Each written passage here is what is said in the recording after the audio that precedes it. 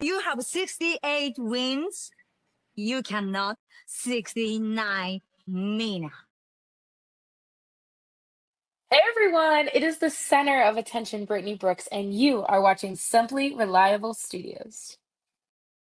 Come on over, Simply. I'm being see, earlier I said something stupid to him, and now this is my receipt. Okay? Sabu's just sabotaging you. Yeah. He sure did. Hijacking. Yeah, he's taking over. Hijacking is a better word. You're right. Good luck. Shout out to Simply Reliable Studios making their Symphony debut, sponsoring this match and the entire Dragon Kai demonstration. Heyo, this is Jack Cartwheel. You are watching Simply Reliable Studios. Say his name and he appears. I believe in Noah. I believe in Datula. The Meltzer of the multiverse. Who the fuck wants to compare themselves to another? How much of a mark do you have to be? You couldn't even pick a professional athlete. You went with a fucking journalist? Grow up, man.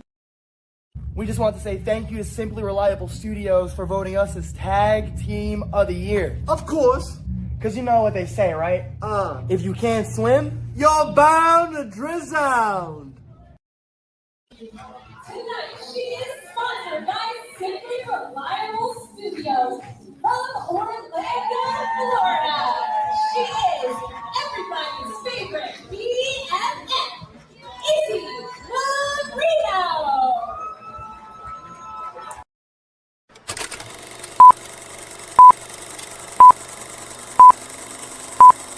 Get it? Got it.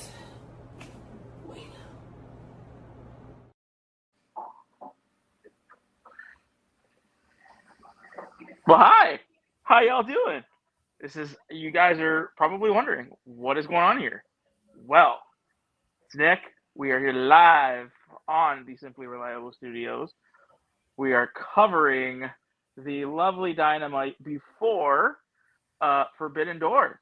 And we got moderator extraordinaire here too. JJ is here. I'm here, but I'm not here. I just don't want to pull myself out because I know it's going to jack up your system. So, all right. Well, he is not here, but I am. So, to recap, we just got done that first match, and we got done the little promo. As you can tell, the results from that first match. We had the Death Riders winning that. It was an okay match. It was all right. Do we really need a trios match? Day before the paper, or a couple days before the pay-per-view? Maybe not. Then we had our backstage promo, and now we have in the ring, we have Marina Shafir versus Harley Cameron. Listen, for you guys all being here, I'm going to tell you straight.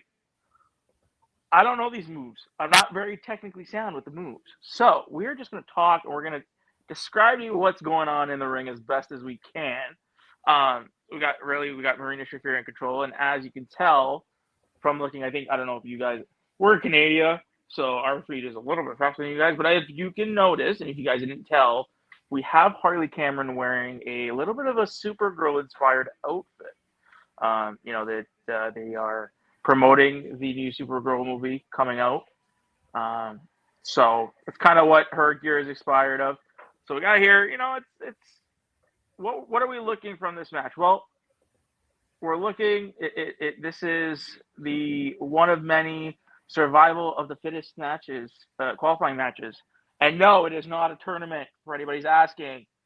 So we got that going on with these two women. As you guys kind of know, if you've been following the product, if you've been following what happened, Willow Nightingale, before the Owen started and before Double or Nothing, she had to relinquish her title due to injury. So that is why we are here. We are here with this TBS title. And it looks to be that Harley is a little bit in control here. So far, so good. I'm a little bit confused on why we're getting this match not at Forbidden Door, because, I think it'd be a great spot for the women to be on the pay-per-view. What's going on there? Yes, it is Wednesday. I am not Noah, so I can't do the high octave for it, but you know what it's Wednesday, you know what that means. We're live with AEW Dynamite. Noah's gonna run this back, and he's gonna be like, Nick, you just botched my entire opening. I'm gonna be like, Noah, I didn't know. So here we got going. We got we got Marina Shafir. Oh my God, don't you guys hate television? God damn it! Now we got commercial break. Fuck television. Yeah, so I mean, talking about a little bit, while we're have this break right now, talking a little bit about Forbidden Door. It's not, and this is where me and my AEW-ness, I'm a little bit different than anybody else. I look for things when I watch this program. I look for things that interest me. To kind of give you guys a little backstory. So, with Forbidden Door, I usually kind of judge the build. I start my judgment of something. I look at it as blocks, right, in sections. Right now, for this block leading into Forbidden Door, it hasn't really gotten me excited. It's not something that we kind of, or myself, kind of find enjoying watching. Wrestling nowadays in 2026, like let's be real, might not all be the best, but that's like across all companies, not just one. Agreed. Yeah, right, JJ. JJ, you are like the angel and the devil on my shoulder. You're like, but yeah, no, wrestling in 2026 hasn't been that great, and you guys can make your assumptions.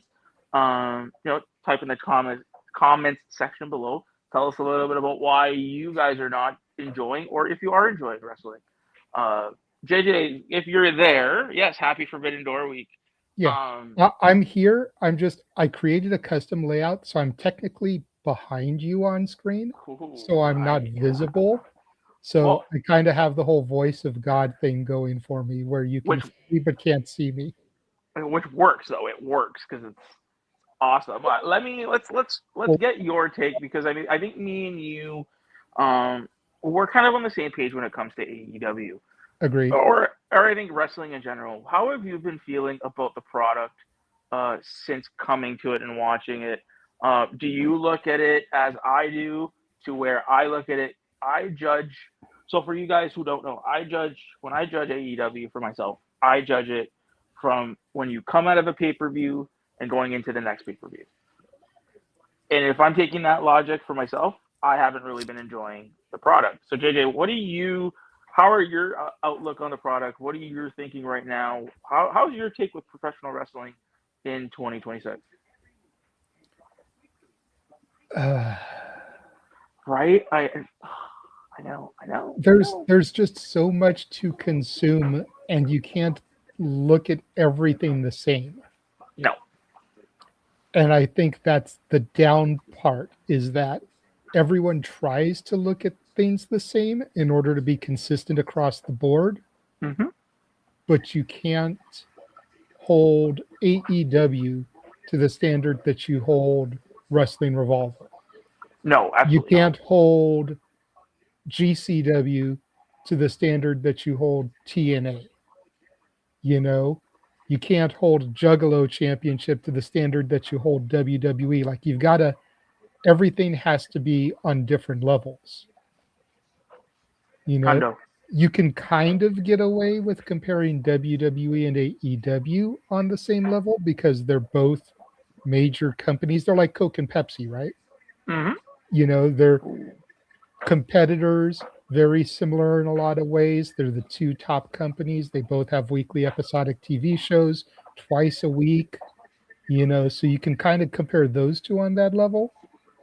But at the same time, you can't, because AEW presents such a different version of the product than WWE. That is true. So it's one of those things where, like, I think the biggest flaw is people try to compare everything on the same level, and you can't. No, you can't. I really think people.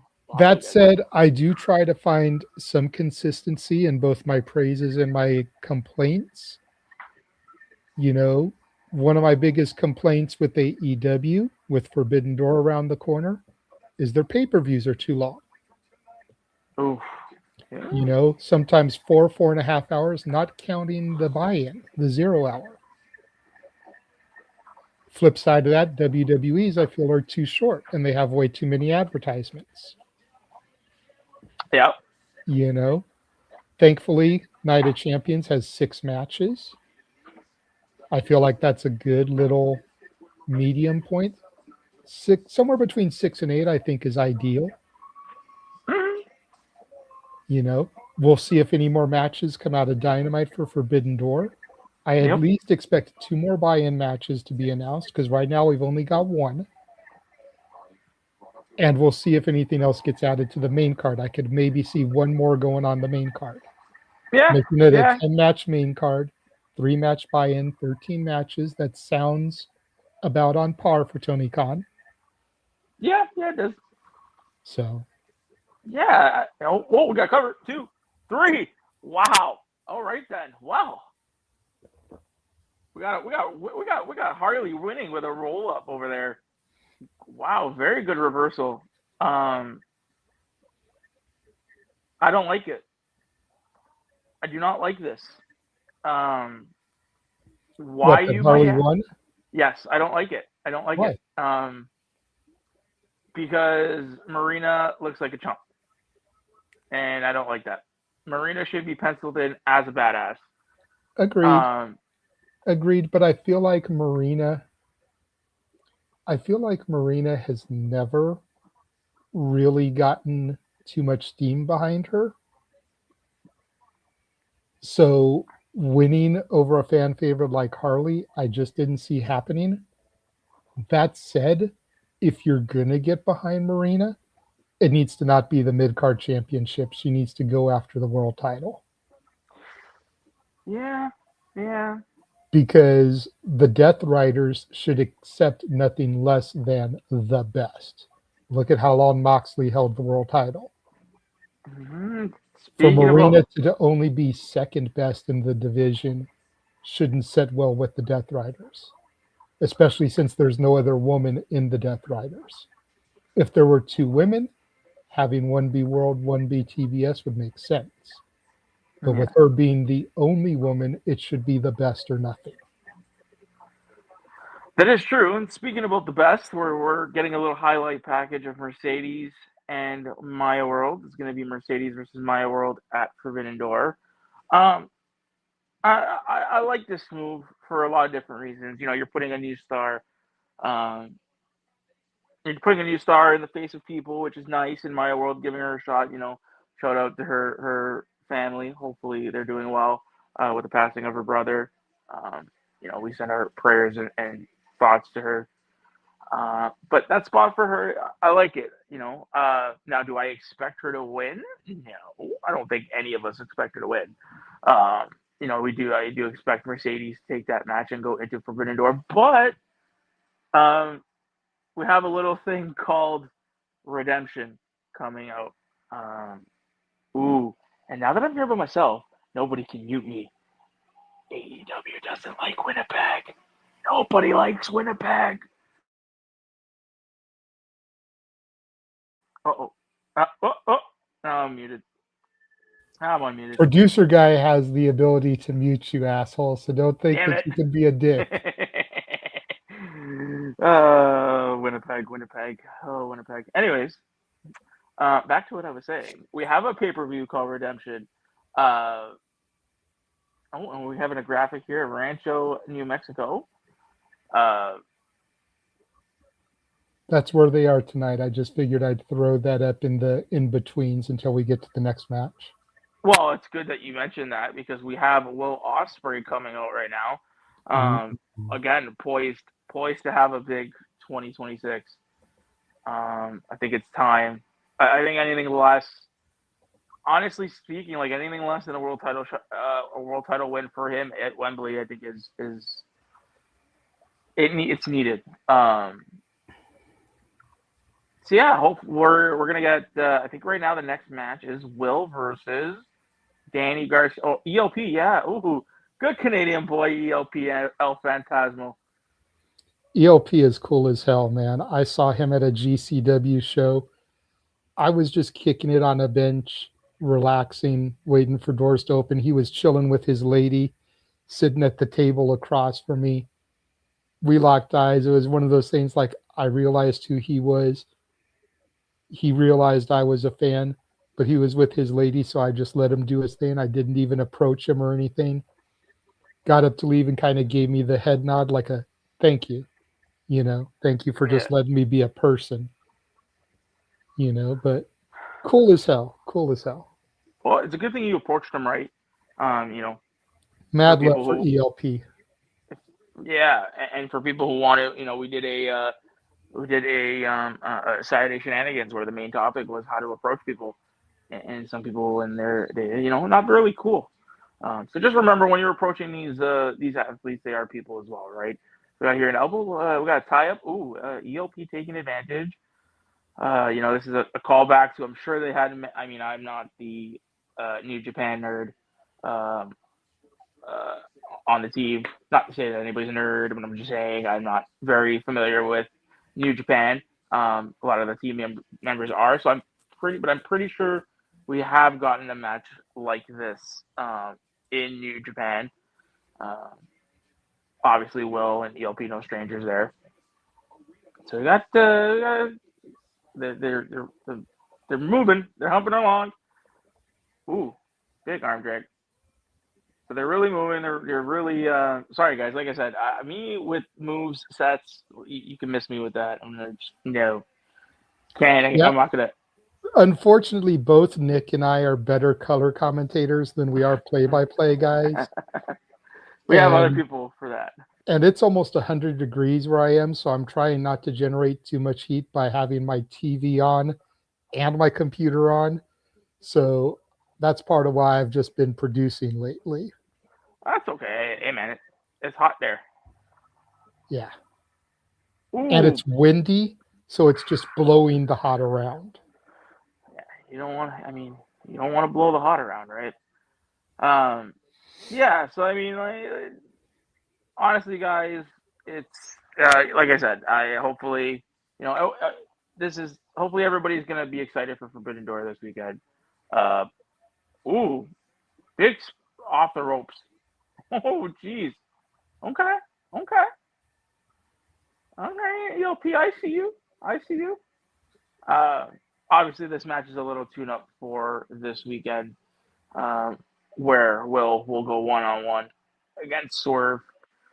So, should be an interesting match this weekend. Listen, this weekend, IAQ this weekend, and I know that people are probably like, but they should really be using this pay-per-view, not necessarily Forbidden Door.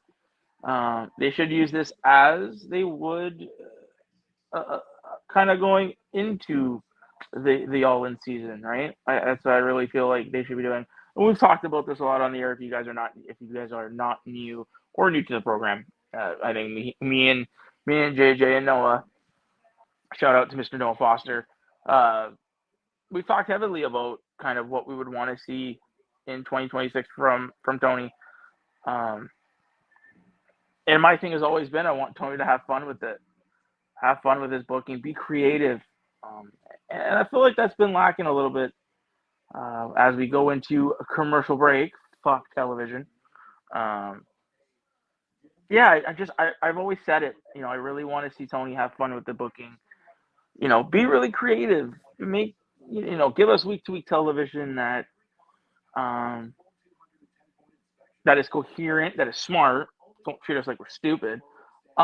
But at the same time, have fun with it and have fun with kind of what they're doing. I think we're about.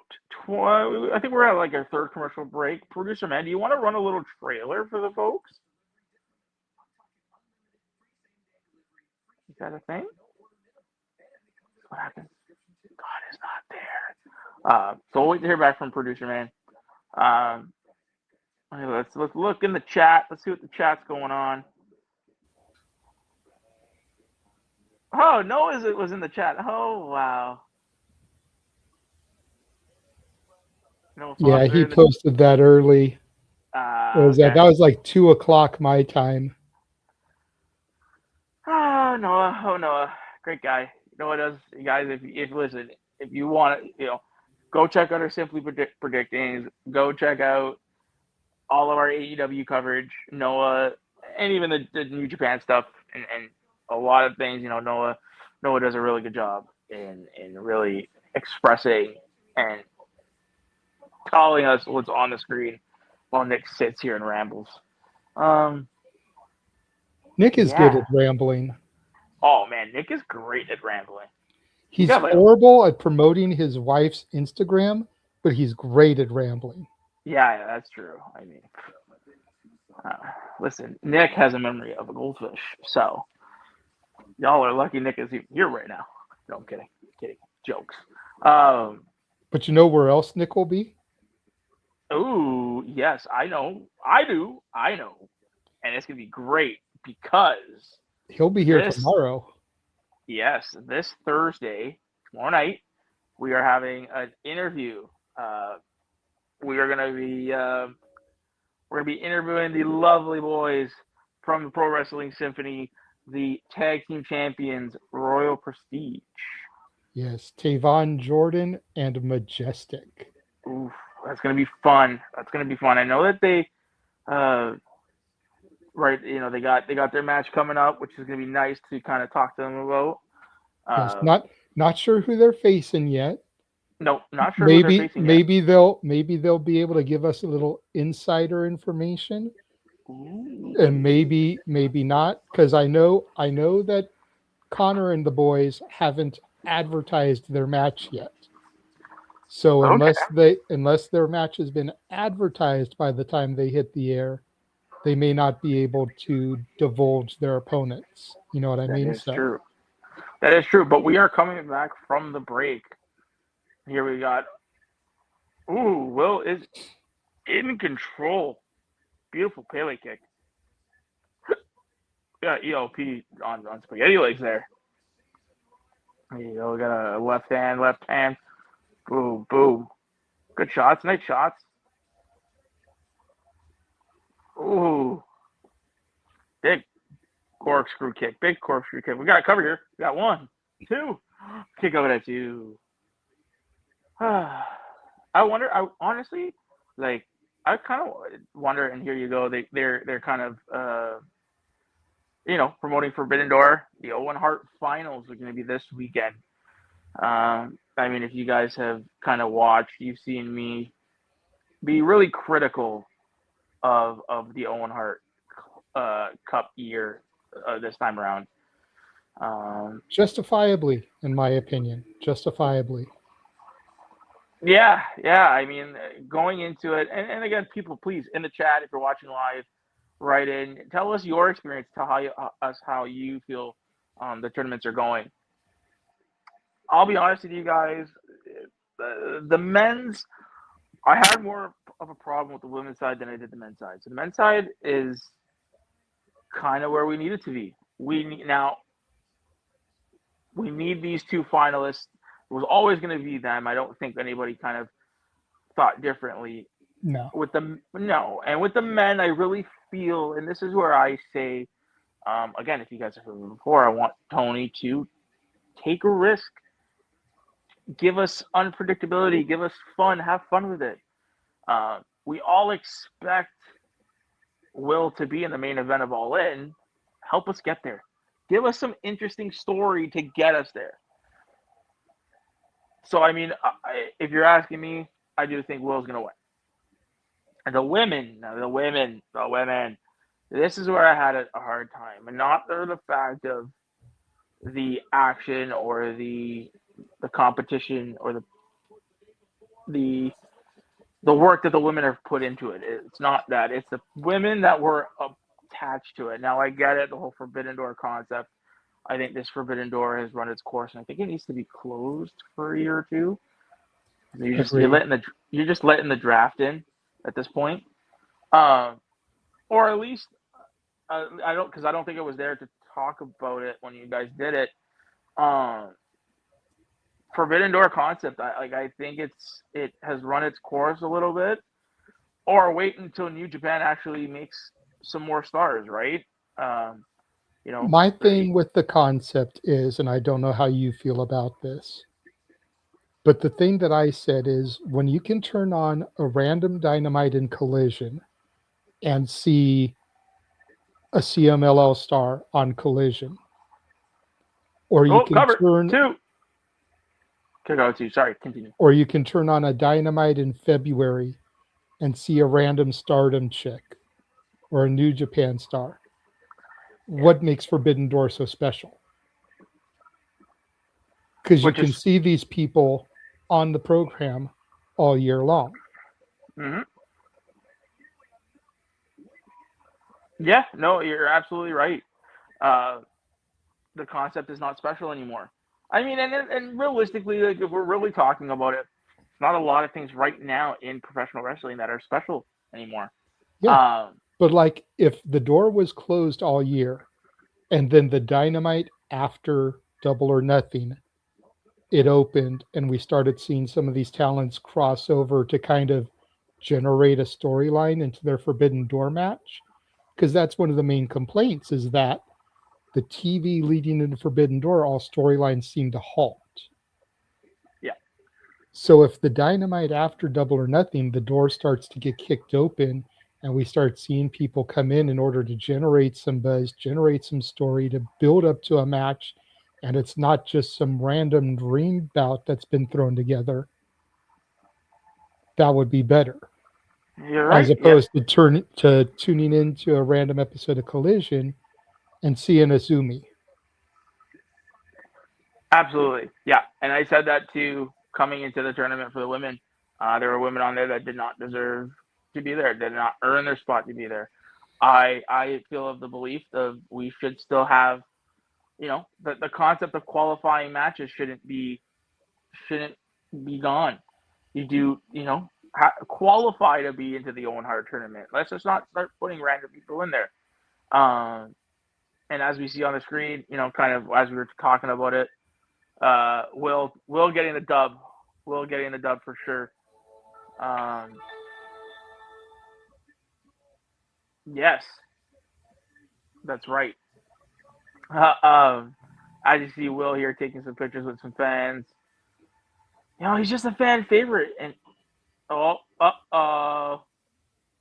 do we got going on here? Here we got Nana. We got Nana here. Nana's coming out. And Mr.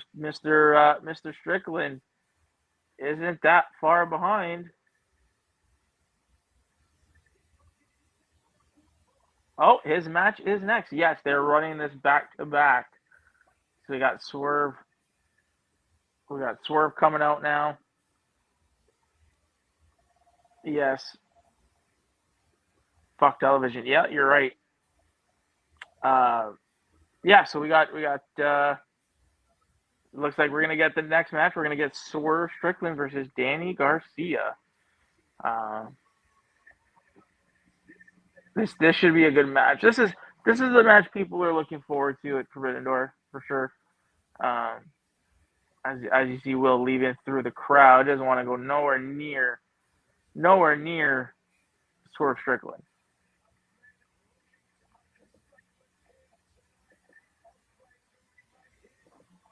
Yeah, so here we go. They're really billing this as a triple main event. Both Owen Hart matches and the steel cage match. So realistically, you can say, and this is a message to the wrestlers out there. Don't burn your bridges. Don't burn your bridges. My world, for whatever circumstances happened way back when, with other superstars, she stepped in with high end, and she made herself known. And now here she is months later, getting an opportunity. And you can say whatever you want about the triple main event, and how there's only really true one main event in the eyes of AEW. She is main eventing a pay-per-view after, going from being an extra, coming into a match, to now main eventing a pay-per-view. So this is why some wrestlers out there, don't burn your bridges. No, don't burn all the bridges. Don't do that, because you'll never know when an opportunity an opportunity comes around, right?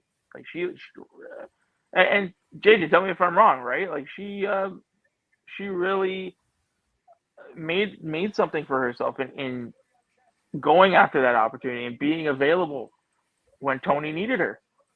No, 100%. You know, I mean, Nixon Newell, the former Tegan Knox,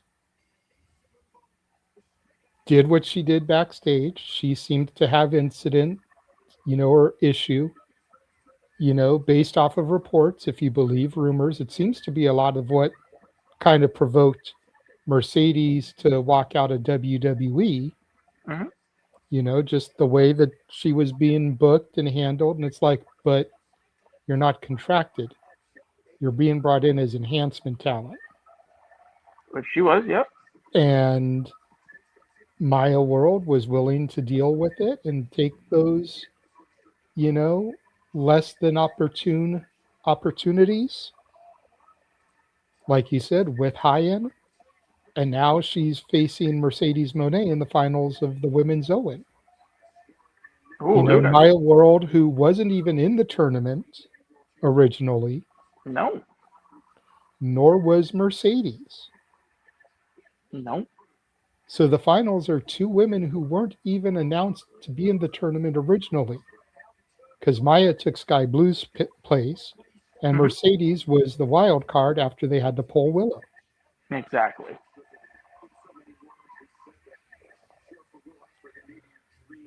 Yeah, no, you're absolutely right. Like, you know, you should never burn that bridge. You should always do your best to make sure you're available. If a company come calling, you go, right? Mm-hmm. It's going to be interesting to see. We're not. I know we're not. You know, we are definitely. We're spoiler free here.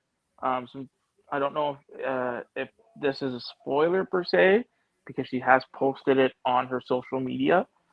Deonna Purrazzo, she is supposedly and apparently injured.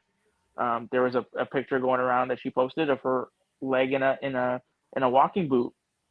Yeah, I saw a picture of her on crutches. Exactly. I didn't notice the boot, but I noticed the crutches. So yeah, she was probably in the same photo though. It was the same photo. It was the one where she was holding the crutches and she was thanking everybody. But like I was saying, you know, we don't know the status. If that is the case and Deonna is hurt, you know, there goes the ROH Pure Women's Championship. So who will step into that role? Or will they just do an interim champion in the meantime? TK is fond of interim. He is. But again, my point still stands though, right? Getting that opportunity. You know, not going to spoil anything, but ROH, there are spoilers out there, pictures, people, scoops who have been at the TV tapings, and there's notable, maybe not notable names, but there are names that you kind of go, oh, of some kind of young up and coming talent. So, you know, do these talents get a shot? So again, to people, don't burn your bridges. Be nice. Be kind to everybody. You know, that's it. We got Danny Garcia here, mean mugging the crowd. I don't know who the guy in the front row is, but he's like, yo, I will smack the shit out of you. Ooh. Big house call kick. Jesus. Swerve was in the corner, down and out of nowhere comes out with a house call kick. Jesus. Whose house? Swerve's house is right. Oh, and here we are. We're at Canada, picture. Fuck television. Fuck it. But yeah, so I mean, coming out of, I really hope for the sake of television, coming out of Forbidden Door, we close that door, just lock it a little bit, maybe put the child lock on top, and we're on the road to All In. You know, this year All In, it's going to be a crazy show. The next time you're going to do Forbidden Door, do it with the company that isn't CMLL, New Japan, or Stardom, since you allow those guys to come in on a frequent basis. Think about it this way, bro. They've been adding all of these companies to the MyAEW platform. Yes, that's right. True. Next Yeah. year's Forbidden Door could be some of those company stars crossing over for an opportunity on Forbidden Door. Guys from C4, guys from Produce, guys from Maple Leaf Pro that aren't currently contracted to AEW, that don't appear on a regular basis. Like Maple Leaf Pro has Giselle Shaw as their women's champion, I believe. Yes. Giselle Shaw, I don't think has appeared on AEW, at least not proper. She may have appeared on Ring of Honor, but I don't think she's appeared on AEW proper. So come next year, maybe do Giselle Shaw versus Mercedes Moné. That would be a good match. That would be a good match.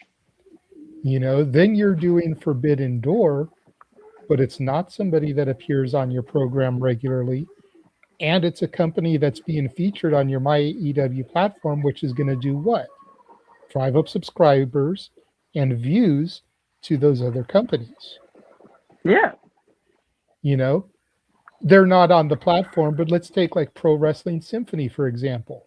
You got a guy like Colby Carter, right? Their champion. Colby Shout versus out to Josh Colby. Alexander. Oh, give me that match. Colby versus Alexander? That'd be... You Give feel me me? that match. Oh, give me that You match. feel me? Royal Prestige versus the Rascals. Okay. Royal Prestige versus Bustin' the Brain. Freya versus Bane. Ooh, okay. Okay, and I'm just throwing those guys out there because I know that they're their champions right now. Yes.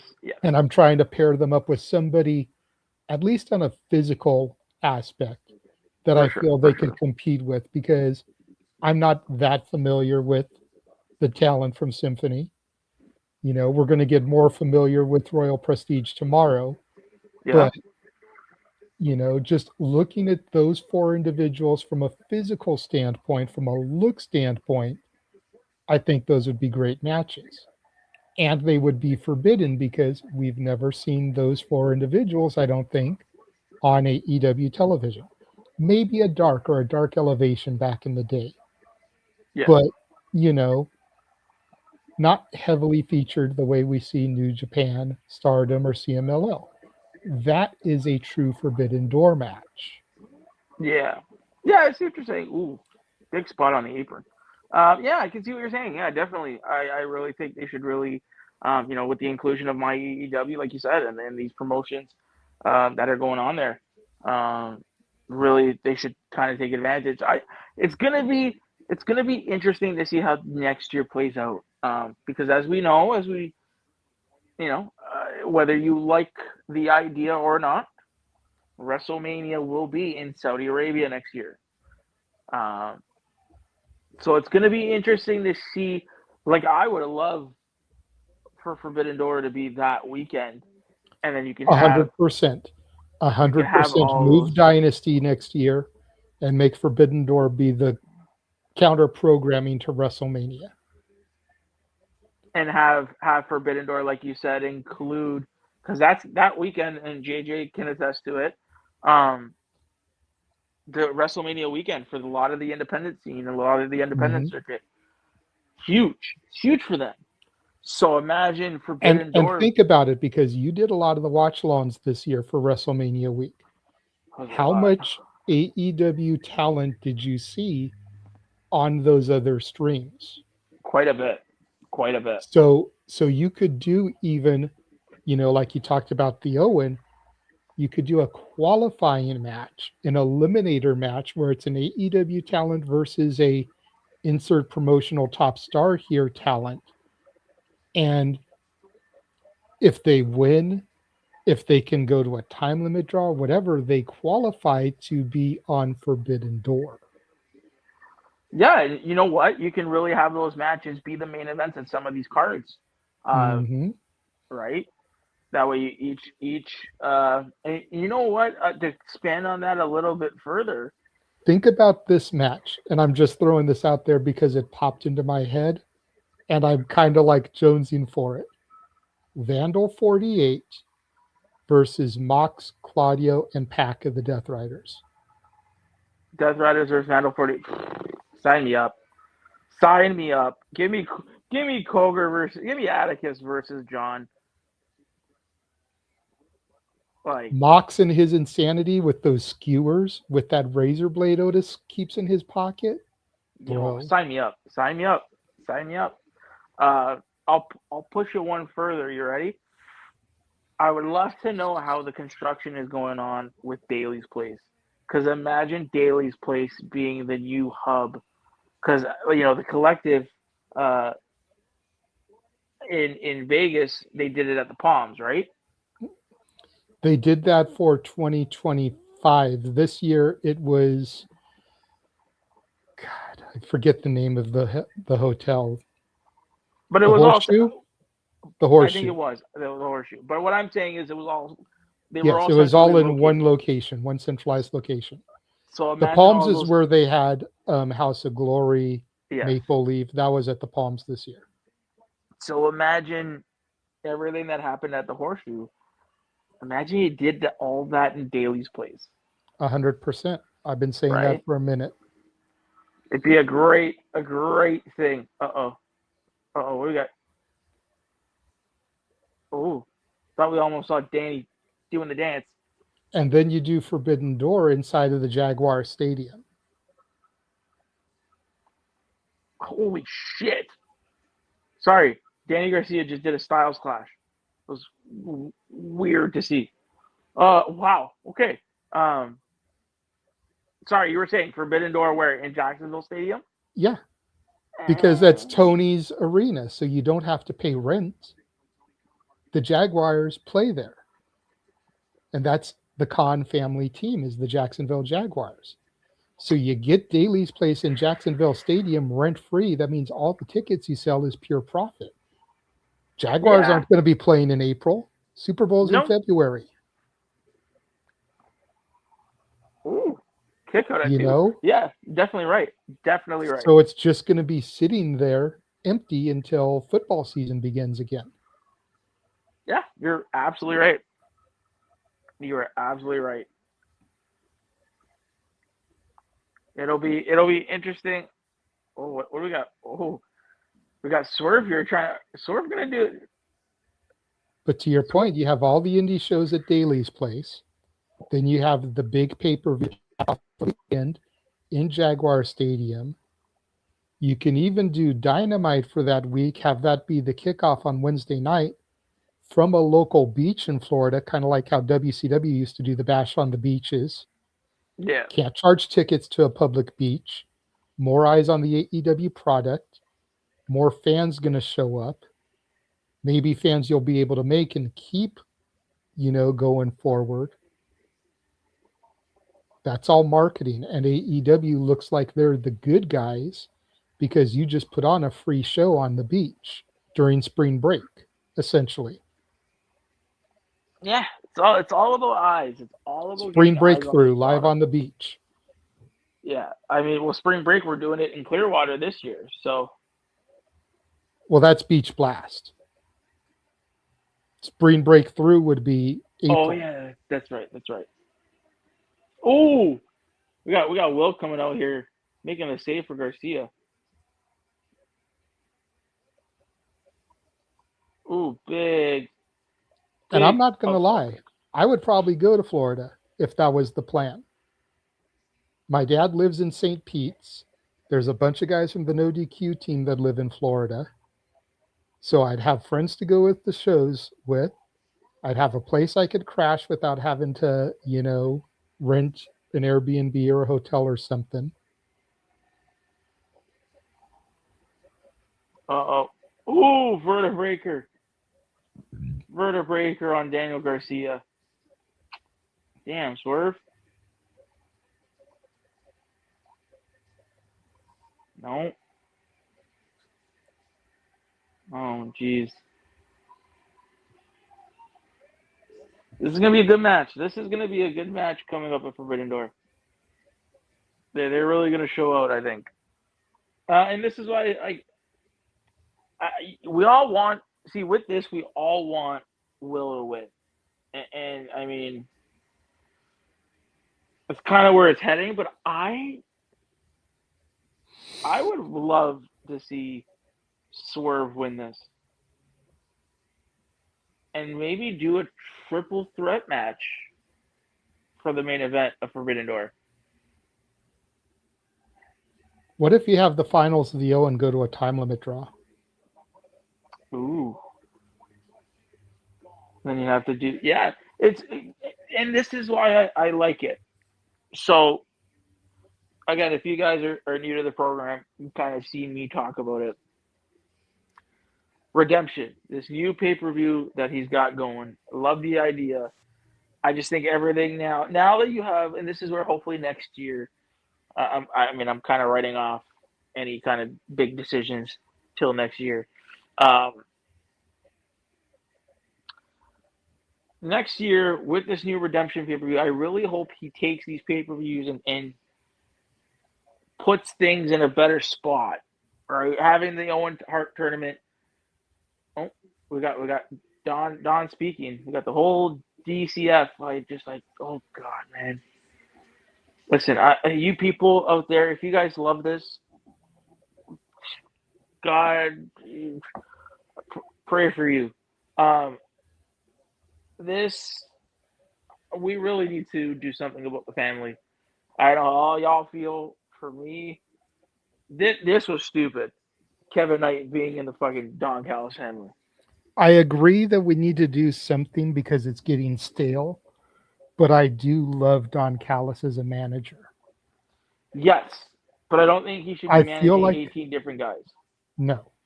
I feel like Don Callis is for AEW what Paul Heyman is for WWE.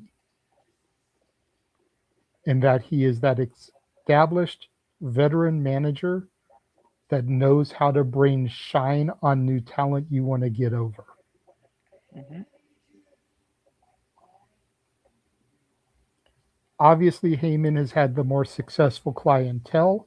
That's not where the comparison lies. Just in their usefulness in the company to try to get over young new talent. Look at what Callis did to get Omega over to the American fans. Mm-hmm. Look at what Callis has done to get Okada and Takeshita over. Fletcher over. All names who internationally based, none of them originally from America, because Kenny's Canadian. Canadian. And every single one of them made their names overseas first in Japan. Yep. And Callis got every single one of them over to the American fan base.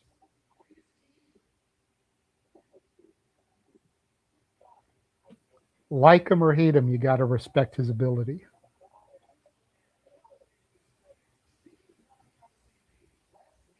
Yeah. We got MJF talking. You make some good points there, dude. You really do. I usually do. You usually do. Guys, listen to me. JJ makes some great points. Oh, we got bags of money. Bags of money?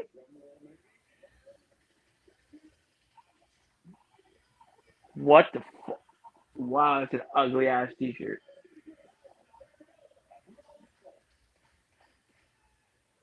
Yeah, I'm the same way, Kyle. Kyle, I hear you. Oh, here we go. We got Jungle Boy coming out. So the Jungle Boy Jack Perry. We got that matchup next. He's going one-on-one against. I'm waiting for the graphic to change.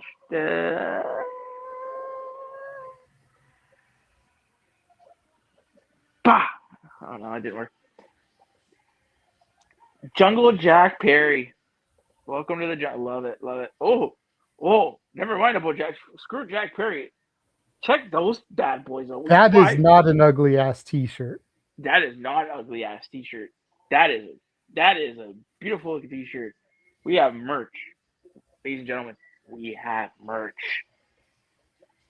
get your merch today on our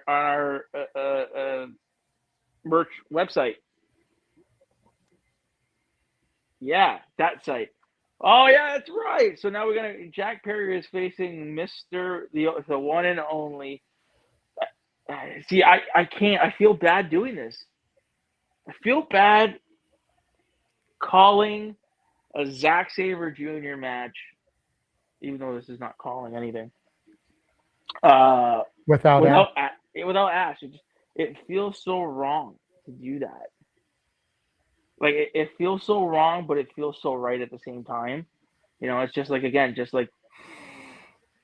AEW's trips to Winnipeg, Manitoba. It's just they feel so wrong, but it's just so right at the same time, and it'll never happen again. But with that being said, regardless, we got Zack Sabre Jr. taking on Kenny Bagon Omega this weekend. That's going to be a good match. That's going to be a little bit of a barn burner. I remember my first experience at Forbidden Door in 2023. Yeah, pretty sure it was 23. Where we got Omega versus Will, and that was a treat. I got to be with in the mix of the final countdown when Bryan Danielson first came out to it. So here we go, kind of sizing each other up. And listen, I don't want to hear anything, and I'm not saying this because of Ash. Listen, I get people don't like Zack Sabre Jr. for whatever reason. People need to realize and understand, or people might call him boring and whatnot. What you guys need to understand with Zack is he is very technical. It's all about the mat work. It's all about the holds and the submissions. So for people out there to call Zack Sabre Jr. boring or bad, it's not it. It's just he just has a different style. Like look at this technical moves that he's doing. Like you try doing that, see what happens. So it's nice. I like seeing Zack Sabre Jr. come. He's one of those wrestlers. Now we talk about the Forbidden Door concept. He is one of those wrestlers who only comes around Forbidden Door time, which is nice. It's a real big treat when we get to see Zack Sabre Jr. on an AEW program. Yeah. So a little bit about kind of so far. We're an hour into the show. The show's been all right. The show's been,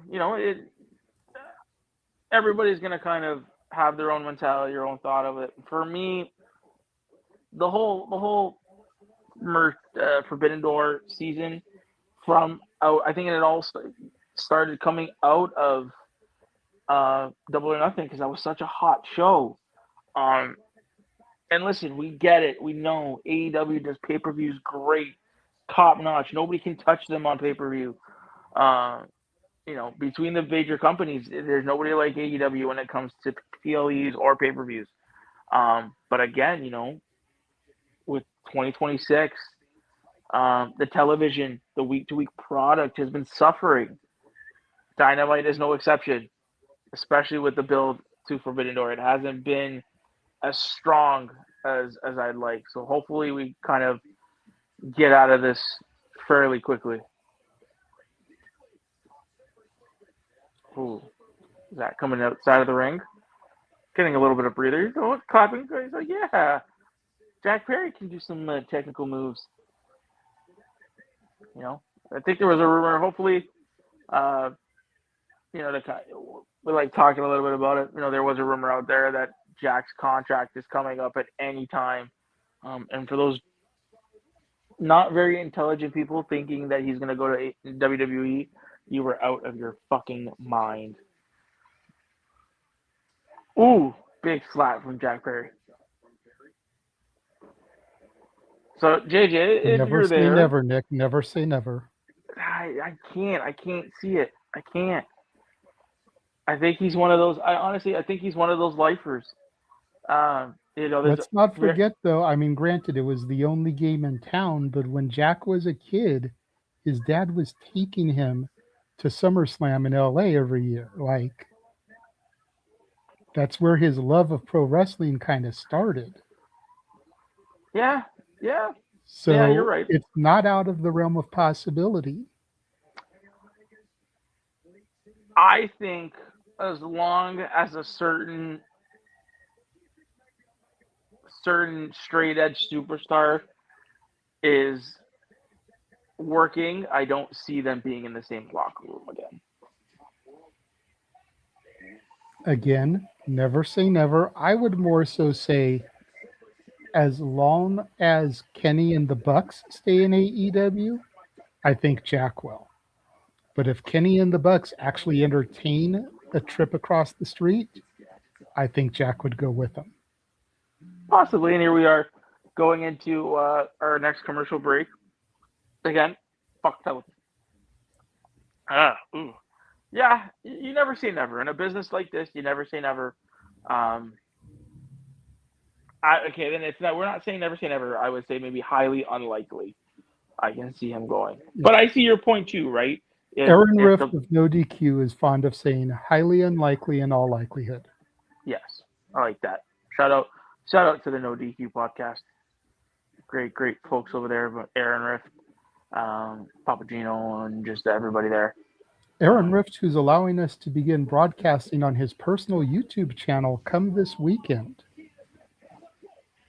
So the Simply Reliable Studios will be gaining a new audience. The Big Body Javi interview was the first thing that went on there. Nice. Royal Prestige will go there tomorrow, but the watch-along coverage we present this weekend for Night of Champions and Forbidden Door will both go across that channel as well. And what time is YouTube? His personal X as well. Okay. And what time do we say that that interview is tomorrow? 8 Eastern, 5 Pacific. 8 Eastern, 5 Pacific.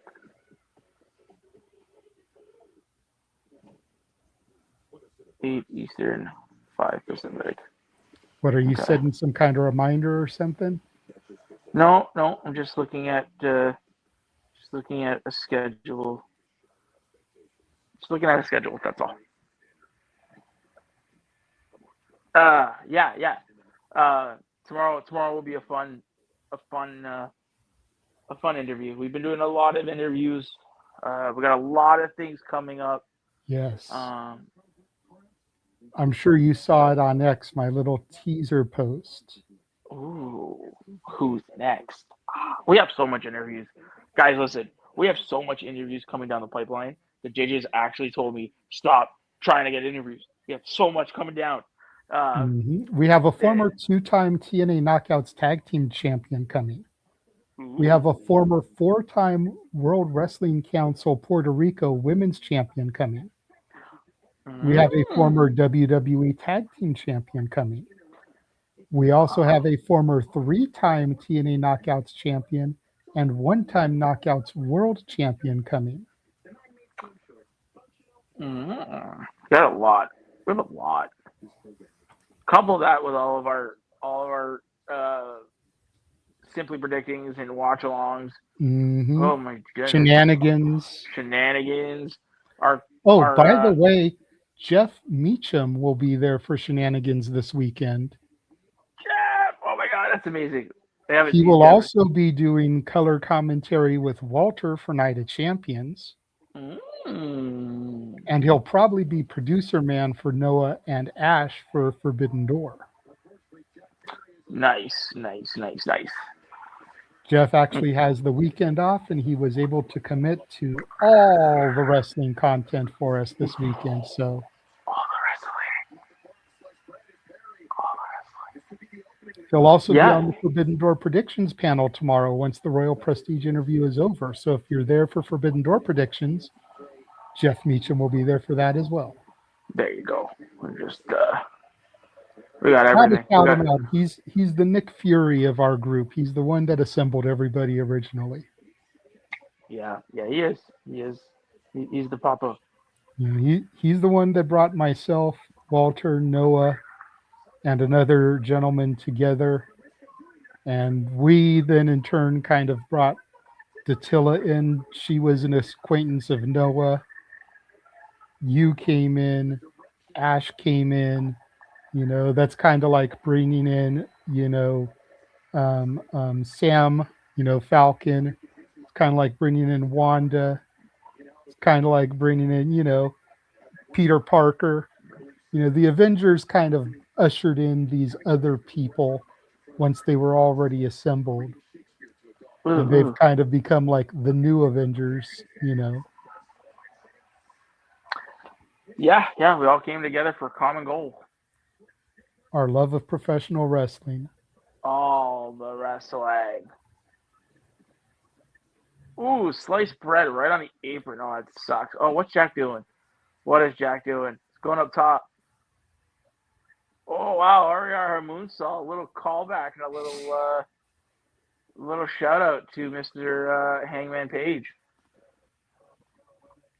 Roll him back in the ring, Jack. Jack, god damn it. There you go. It's got a good crowd. You know what? We got a good crowd out there tonight in New Mexico, which is nice. Nice to see.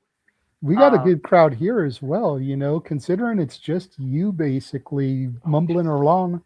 We've got almost 80 people watching. Oh, shit. Oh, well, guys, listen. Thank you to the 80 of you that are watching. After all this, you might need a little cleanse from all the rambling and just the word vomit that's going down. But I'm glad that you 80 are here. Look, Love it. You're doing good considering everything, Nick. You're doing pretty good. All right, kid. You're doing all right. Trust, it could be a lot worse. Oh, fuck. Guys, listen. It could be totally worse. Not kidding you. Bad. Fucking shit would have been burnt down. We're fine. We're fine. We're good. We're good. Oh, kick out at 2 for Jack. You know what? Again, going back to it, people, 80 of you, 80 plus, you guys are watching, comment, subscribe, like, do all the things. I love to interact with you guys. I love interacting on there. So tell us a little bit about you guys. Let us know. Tell us how you feel about Forbidden Door and how Dynamite's been rolling. This show's been, you know what? We're at about an hour and 20 minutes in. It's a good show. It's not that bad. I can't bring myself. I think it's just Forbidden Door season. It doesn't do it for me. It just doesn't. I think I'm kind of over it. Now, if they did what we said and brought in other promotions, that'd be pretty dope. Oh, we got is it STF? Is that STF? Yeah, it's an STF. Oh, there you go. He said, no, I won't do it. I won't do it.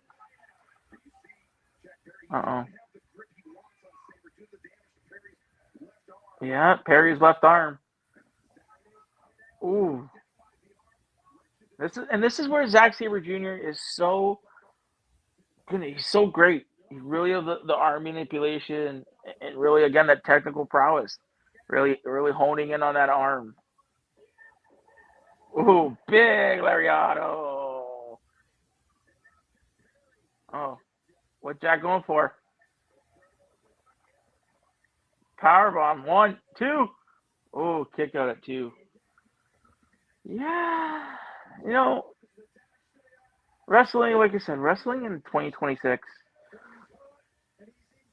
I honestly, and again, in the comments, on the live chat, tell us how you feel about wrestling in 2026. I'm actually really more enjoying some of the indie stuff that I've gone to see. Some of the great talents that we've kind of mentioned on here. If you have, please, guys, go watch our interviews that we did with all the ladies from Poder Mania. We had Brittany Brooke, we had Kaya McKenna. Oh my God, who else did we have? We had so many other people. We had Jocelyn Navarro. Oh, and Jack Tap. That's it. Done. We had Leva Bates. Recently, we had Brittany Brooke. The boys. Oh, I can't forget the boys. Dr. Redacted recently. We had a lot of people coming up, and like JJ said, a lot of interviews that we got going. But follow a lot of these indie promotions and indie stars. They're out there cutting their teeth and they're really putting in the work. 100%. Dude, it's crazy. You know, and the amount of people that we know. Yeah, I hate making this comparison, but get behind an indie wrestler like you get behind a new stock. Invest. You invest in a brand new stock, a brand new company, because you want to see it succeed. You want to see it thrive. You want to see it become bigger. Yep. So find yourself an independent wrestler that you like, even if it's just for, dorky reasons, like they're a hot chick, the way that Nick loves him some Kaya McKenna. Find yourself a wrestler that you like and invest in them. Go to the shows that they're on. Buy their merchandise. Buy their 8x10s. Pay for the photo ops. Because that's just going to show that they have that drawing power, which is going to get them more bookings, which is going to get them noticed by the major companies, which is eventually going to get them to WWE, AEW, or TNA. Oh, you listen, and I hate to be that guy, and I don't mean to be that guy. Oh, excuse me. You talk about TNA, and I know that we on our recent shenanigans go back, take a look. It was last week. The Max Exodus. Excuse me. That is TNA. That's a promotion that I would be, and I don't mean it. No, like I'm not. I don't know the inner workings. I don't know what's going on over there. I know inside sources, nothing. Just kind of as a fan looking at that. Goodness, is it even like? Is it? And I could be wrong. People in the live chat, let me know if I'm wrong. If my take is wrong on this. It doesn't seem like TNA is really that much of a viable option right now. Just with the going on behind the scenes and the releasing of talent, asking for the releases, and the whole now it's the Tommy Dreamer thing. I don't know, man. I don't know if I'm a superstar. Do you look at that situation and are you hesitant or do you want to go there? Like, that should be a question, no? Like, do you actually, if you are a wrestler who has their options, is that a place that you want to go to? I don't know. Great question to ask as we return from commercial break and see. All right, so here's an interesting way to look at it. Okay. Because on the one hand, you would look at it on the surface and you'd be like, no, fuck that. There's too many problems. But then let's turn the tables here. Thank God Walter is here. Walter's here? What's up, man? Oh shit, Walter's here. Oh! I hit the wrong button. What am I doing? What are you doing? I don't know. Let me do my thing here. I'm trying to edit my avatar and it's touching a bunch of other shit. Holy shit! Oh fuck! What are we doing? Oh my god! I don't know. I got the bell ringing and the Jackson brothers doing a dosey dope. Okay. Well. There we go. We'll go to that. Look at People can see me even though I don't want to be seen right now. Your avatar, man. Everything okay, Walter? We're good. We missed you. Yeah, I guess it's okay as it's gonna be. All right, good. You had me doing Joey Styles over here, buddy. I was fucking drowning almost. Go back and listen to it. It's an hour of just pure bullshit. It was great. What match are you on so we can? Oh, we're on the same match. We're good. We're good. Okay. Yeah, we're good. You got a double crossbody and they just rolled them into the ring now? Yep. All right. Yeah, we're good. So, sorry, continue, JJ. What were you saying?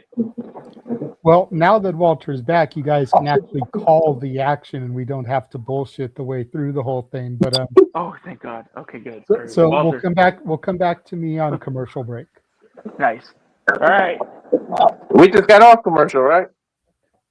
We did. We literally just came off a commercial. Okay. Oh yeah, Walter, you should hear it. It was fabulous. What? We're just shooting the shit. We were going off. You know how Nick gets during watch alongs, where he asks like 500 questions about completely random shit. That's kind of what it's been doing. He's been asking my opinions and questions, and it's like it's been working because he's a horrible commentator when it comes to play-by-play. Nope. And we made that completely transparent at the outset. It's like, look, we're both color guys, so it just kind of is what it is. But so we just kind of been doing whatever to stall. We've been doing the Orange Cassidy, just whatever. Baptism by fire, man. You sometimes you're just gonna have to call it. Oh no, there's no calling. There's no listen, y'all. One day it's gonna be you and Ash, and you're literally gonna have to be the play-by-play. Nope.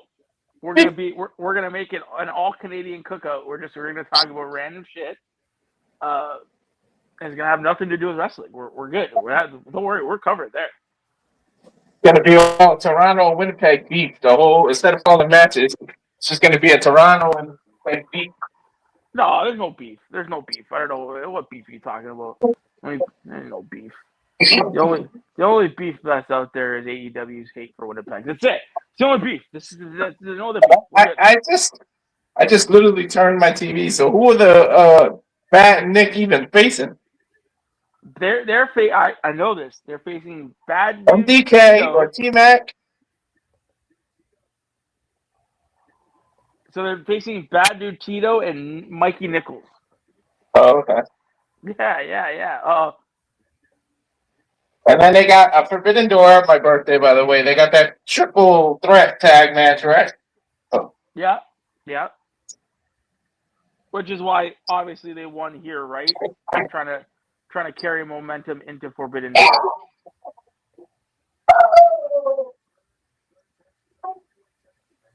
Ooh, double super kick. Why is there like no tagging? Since I watched, I have not seen the Jacksons tag. The somersault tombstone. This has got to be it. 1, 2, 3. That one. What does that say about this other team that they can't even kick out of that move? How many times have we seen other teams kick out of that move at least twice during a match?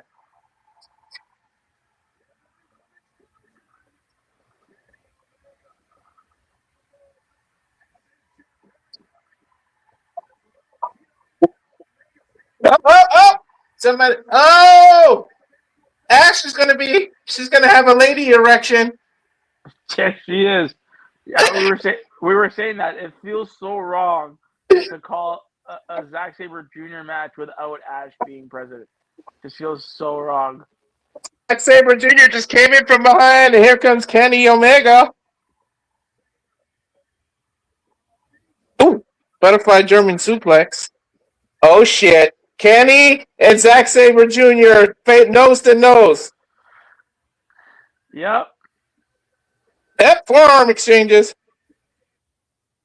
Glad you're back, Walter. European uppercut missed. Butterfly German suplex. Zack lands on his knees now. Oh shit. BTE trigger? Nope. Ooh, got saved. Ah, man. So Zack pretty much has to be the heel. I don't want to boo him. I'm still booing the Jacksons. Fuck the Jacksons.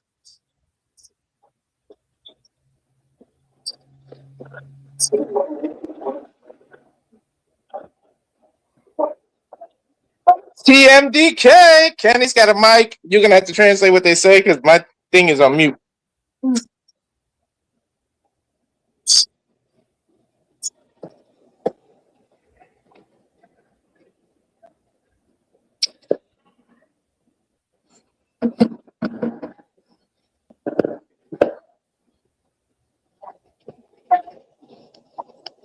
Nick, you're going to have to say what they're saying because my TV's on mute.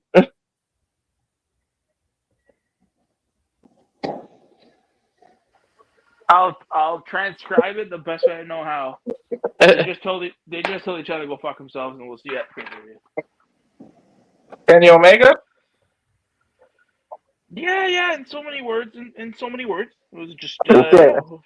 we'll see you there. I don't think I've ever saw Kenny Omega curse like that. You guys are too nice in Canada. No, we can swear. We swear. Well, you do. Oh, fuck, dude. I swear like a sailor.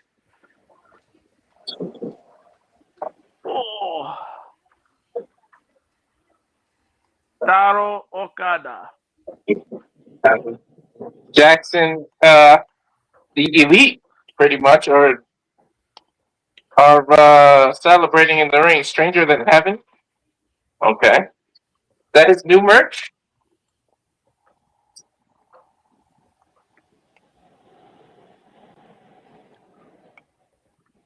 There we go. That is a commercial. You want to go back to whatever you were saying about JJ?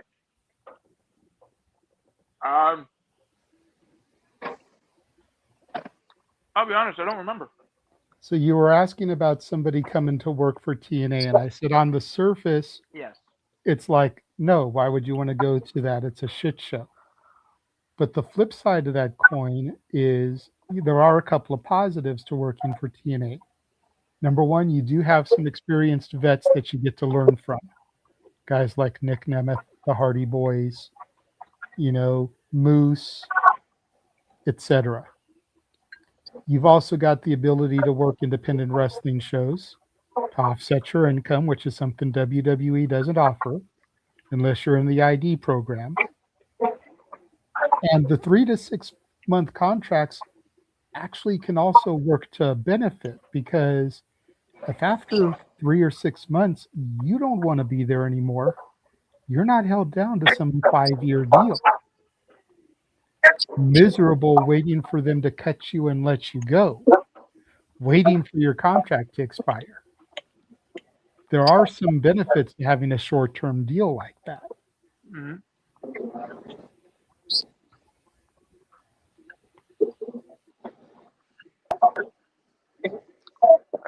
You could be right.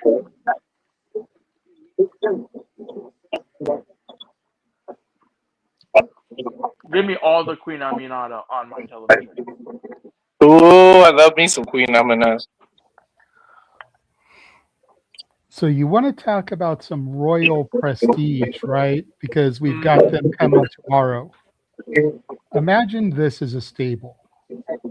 Lexus King, Queen Aminata, Josh Bishop, Kevin Knight, Mason Rook.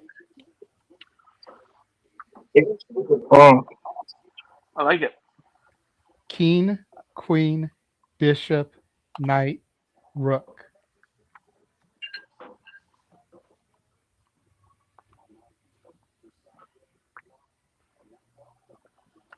You are onto something good, sir. There, you are onto something.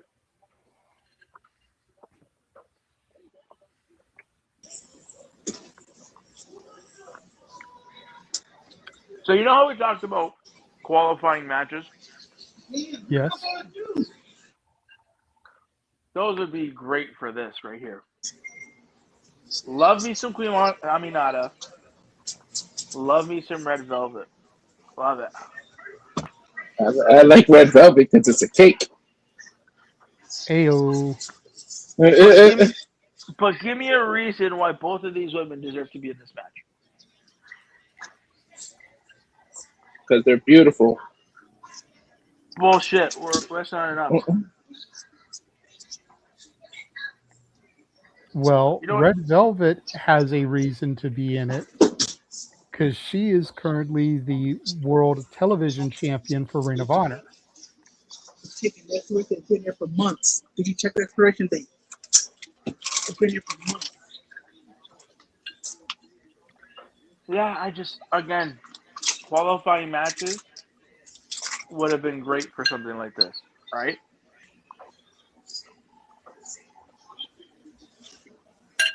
I hear you.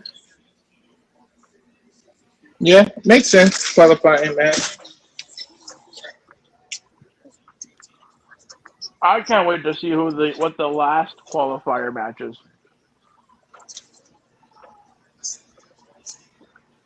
Because we haven't gotten an announcement of who that last qualifying match is, right? Or do you leave it as a wild card entry? Oh, a wild card entrance would be a good idea.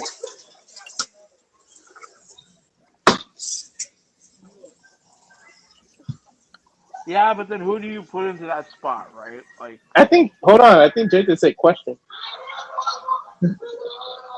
No, I said that's a good question. Oh.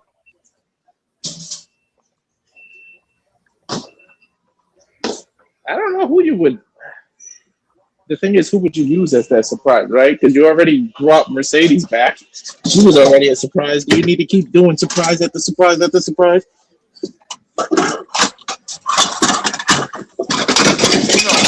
ooh. It's like a rumble. Rumbles are fun with the surprises, but you don't want every entrance to be some surprise. Yeah. But I think the Mercedes Monet surprise wasn't technically, like, it should have never been a surprise. I think Mercedes would have been a little bit longer. She literally was the worst kept secret. We all knew that was going to be her, right? Well, I mean, if you believe the reports of Sean Ross Sapp and Fightful, it seemed like she was never supposed to be even in it. Because you still needed, because if everything panned out, Willow would have been there still, and if Tony Storm never had to leave, she would have been in there. So, right? Because the report is that the finals were never supposed to be Monet versus Maya World. Yeah, I honestly believe the Maya World thing popped up because of, unfortunately, and I don't mean this in a disrespectful way, but what she's going on in her personal life. So it was like, they were like, well, here's this opportunity. Like, you know what I mean? That's why I said, don't ever burn your bridges. I don't mean it in a disrespectful way, or I'm not trying to bring up, but I just feel like that's why she's in the finals. Because why not? Why not make her earn some money and then help pay for everything that she needs? You know what I mean?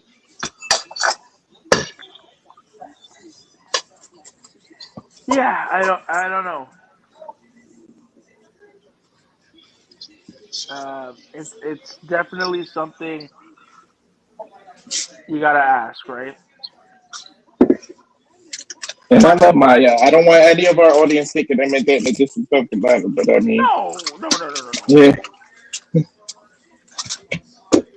No, because it's a valid thing to ask, right? Unfortunately, right? And you don't want. Hopefully, that wasn't the intention behind it, because she does have skill.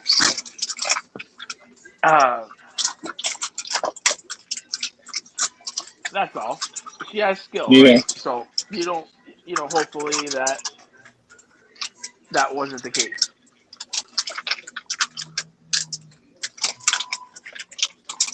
I mean, even if it was, when opportunity knocks on the door, open it.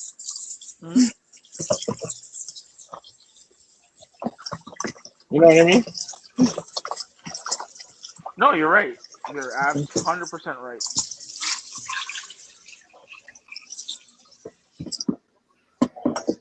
Meanwhile, we're back from picture in picture. Aminata off the top rope, ducks under a clothesline, roll up, Instagram, into a bulldog cover. 1, 2.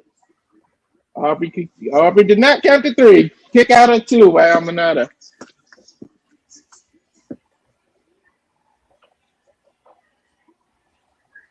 Ooh. These women are moving. These women, they're doing They're doing great. Yes. Yeah, And they it's are. 9:40. Oh shit! Did AEW go back to that trope? Ooh, almost a Blue Thunder Bob of putting the women on at 9:30. Inverted DDT. Oh, whoa! Little mistake. She's dragging her against the ropes. Turns it into a suplex. Ooh, nice way to reverse that mistake. Her foot got caught in the rope, but nice recovery. Oh, excuse me.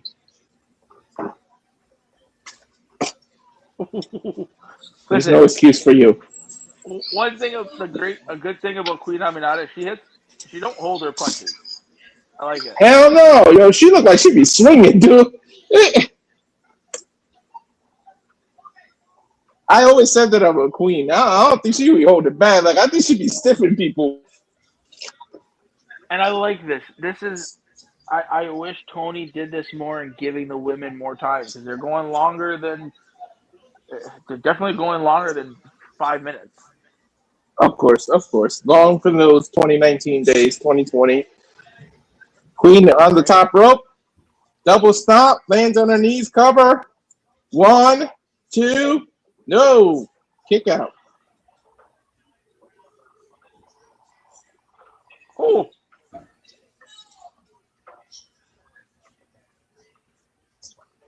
Queen. Ooh. Stomp to the stomach. Is she going to go to the top rope? Climbing.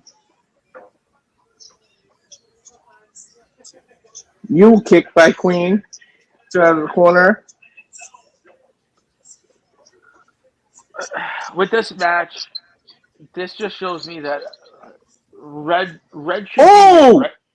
be That was like a reverse code red. What the hell? Dude, Red Velvet deserves to be here. Red Velvet, split-legged frog splash to the back. You got to roll her. Rolls Queen over. 1, 2. Oh, barely got that arm out.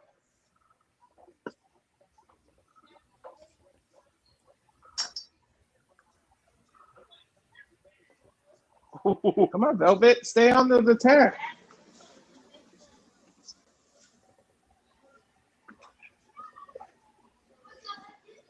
Velvet, it looked like almost like they don't know what they want to do right here. Did she just rip a piece of her clothing off? She ripped Elbow. She needs to get For elbow exchanges now. Maybe that was wishful thinking on my part about the clothes. Slap to the dang face.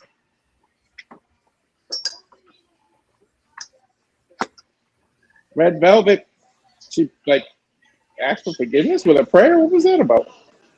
And then the spinning heel kick. Queen with a nice headbutt. Running knee while she's draped over the apron. She is knocked out. Pulls her off the ring. 1, 2, 3. Yeah, definitely. She was out of it. Oh, yeah. The way she landed on the rope, she was out.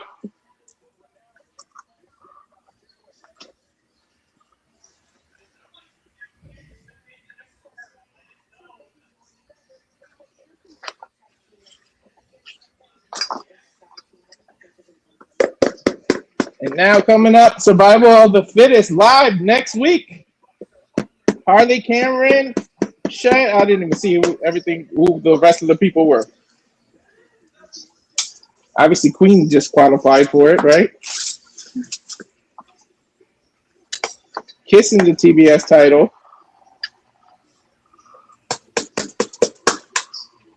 Now, you think when Willow comes back, she should get the first crack at that, right? You would think that, right, Nick?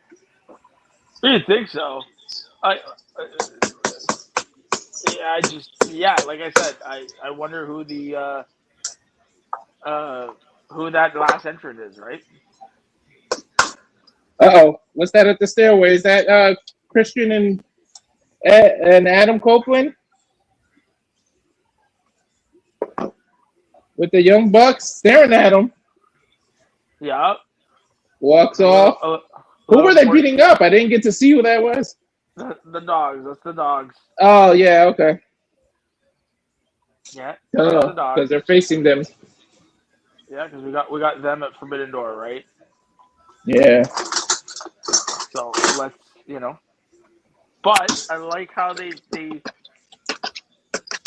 they tease what they needed to, right? They keep teasing Cope and Christian versus the Young Bucks. Yep. I think it was JJ. Wasn't JJ calling for the triple threat match between Cope and Kirkland, the Young Bucks, and the I don't know, call them the Revival. Wow. Well, FTR is looking like they're out for a little bit. They're taking a little break. No, but when they were champs, he was saying that it was going to end up being a triple threat between them.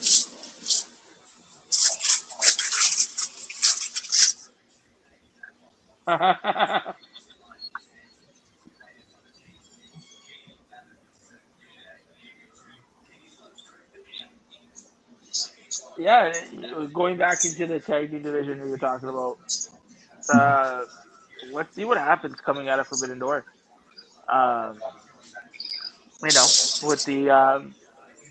With the rumors of the New Day and the Motor City Machine Guns. There's a lot. When is the 90 days up for them?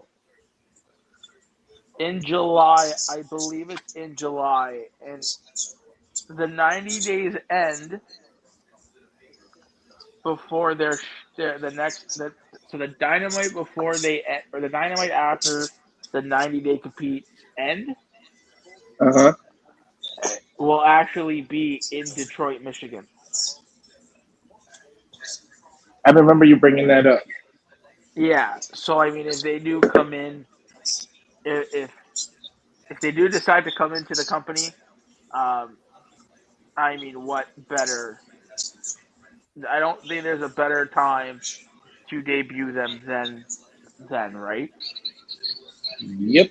But do you want to bring the New Day and the Motor City back close to one another? Or, I mean, if you had the choice of you, Tony, and you could sign both teams, how far apart do you debut? And JJ, I would like your input too while you're there producing, because, I mean, do you just put all your eggs in one basket and bring both teams back to back, or you spread it out a little? Let's not forget, I forget what show it was, but it was a pay-per-view. Brian Danielson and Adam Cole debuted on the same night. Yep. All out. So you bring in the Machine Guns, that Dynamite in Detroit. That makes perfect sense. Now, the New Day has a little bit longer because they weren't released in that post-WrestleMania cut. They were released like a couple weeks later. That's true. But I think they'd be clear by the time you get to All In Wembley. You bring them in at All In Wembley. Yep.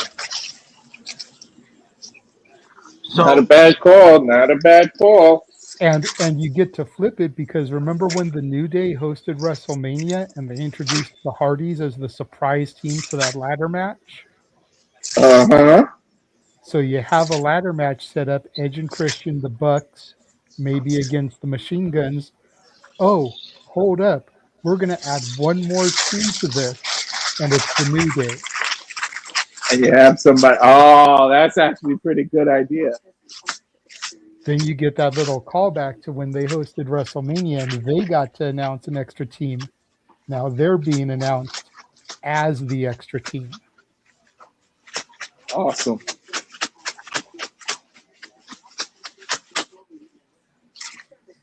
Are you making shake and bake? I'm shaking chicken in a bag. So you're doing shake and bake. Yeah, bootleg version, but yeah. It's the bootleg version of Shake and Bake. Do you even know about Shake and Bake, Nick? Do they have that in Canada? Yeah. Shake and Bake is awesome, dude. Le shake and le bake. Holy shit, we're already at the main event of the show? Okay. I don't know. I'm still on commercial. Interesting. Yes, well, we are at the main event of the show. This show kind of... Yo, what the hell, JJ, by the way? How the hell did you know by the sound that I was doing? Because it sounded like you were shaking something, so I was like, dude, are you doing shake and bake? Yes, I'm making rice mixed with vegetables, corn, some peppers, the rice together with the chickpeas, the Spanish style, and I'm frying chicken on the side. Yes. Oh, those are great shirts. Those look fabulous. How are you seeing? Okay, now I'm back. Okay, those are nice. What? No, I'm talking about the Simply Reliable shirts. Oh, I can't Uh, see. I'm on my phone. I can't see DMs. I can't see nothing.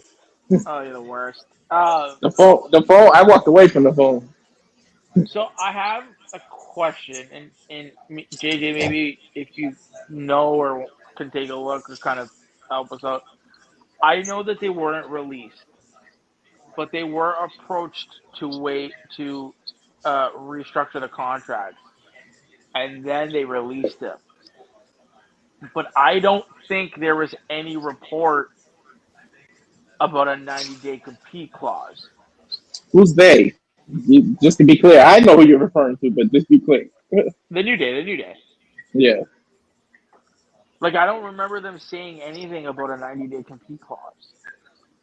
Nor did I see any reports of a 90-day compete clause. Maybe they were a little bit of maybe there was a little bit of a non-compete, but I don't think it was 90 days. I could be wrong. I know that the typical when you're released, it's 90 days. I do know that. But I don't know if because it was under these circumstances of them being told, hey, either restructure your deal or leave, that they had a non-compete. I think it's I think still technical. anytime a contract is terminated early, there's a 90-day non-compete. Okay. So if we just go with that as the standard rule, even though we don't know, we don't have insider information, we're not Sean Sapp, we're not Dave Meltzer.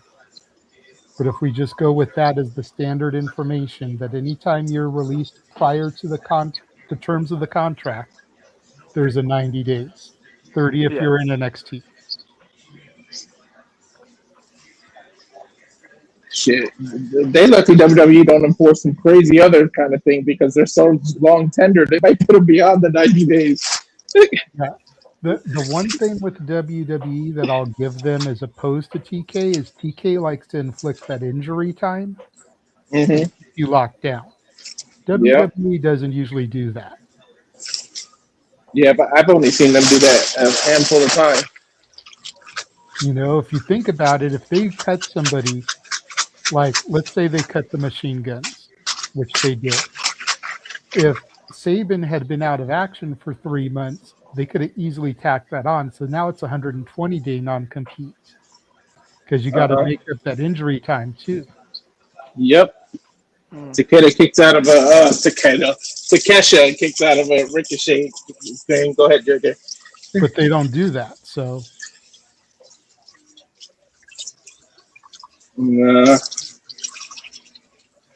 Hey, what's the match? Because you're talking about Takeshita, and I'm got this other graphic. Oh, I don't know why you have that. I didn't notice that. Yeah, it's Takeshita. It's the main event. Takeshita versus Ricochet. No, it's not. Yeah, it's Takeshita versus Ricochet. Yeah. Yeah, I don't have a graphic for that. That's awkward. Yeah, the Dynamite graphic shows the main event is what I had up there. So maybe there's another match coming. Takeshita Ricochet isn't even on the graphic for tonight. They might have added it. What was this? What was the match that you? What was the graphic you just had up? Death Riders versus Mistico and Brodido. That was the first match. Oh. Yeah, that was their first match.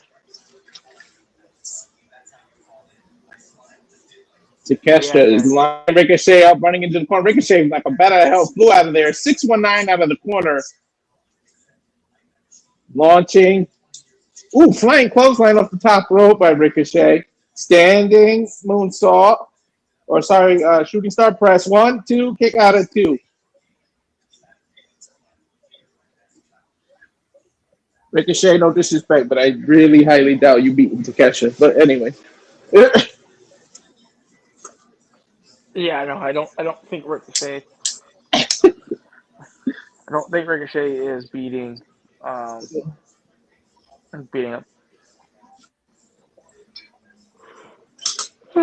Excuse me. As we go to picture-in-picture in honor of Noah. Fuck streaming. Yeah, fuck television. Well, I got it on Sling TV. Technically, that's a streaming. So some big news coming out of Evolve. Yes, I saw that. There is a new Evolve Women's Champion. Oh shit! Who is it? I didn't hear this. Wendy Chu lost the title to Takeda Lyons. Oh! Takeda Lyons isn't looking all that thick though. Yes, she is. Okay, I don't know what you're looking at. I don't know. She looks to me like she's slimmed down a little bit. I don't know why. She has slimmed, but she still has it in the right places. Yeah. I don't know what your definition of thick is, but she's thicker than a Snicker that was left in the freezer for 3 days. Okay. Nick, just to educate you, usually when people talk about thickness, they're not talking about weight, they're talking about ass. No, and she still has all of that. Yes, she does. I will give you, she does look like she's lost weight. Yes. But she still has weight in the right places.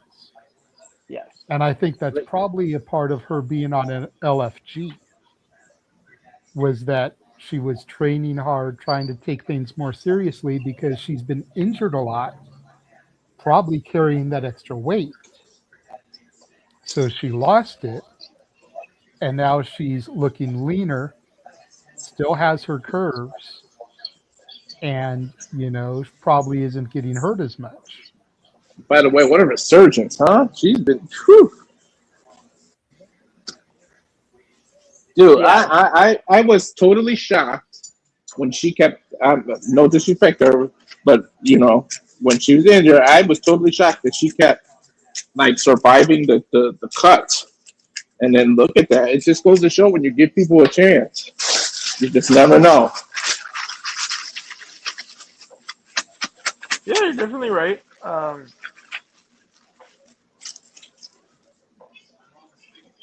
Well, good thing is that we don't. I'll be honest, Evolve just doesn't do it for me. I don't think I've seen a lick of Evolve.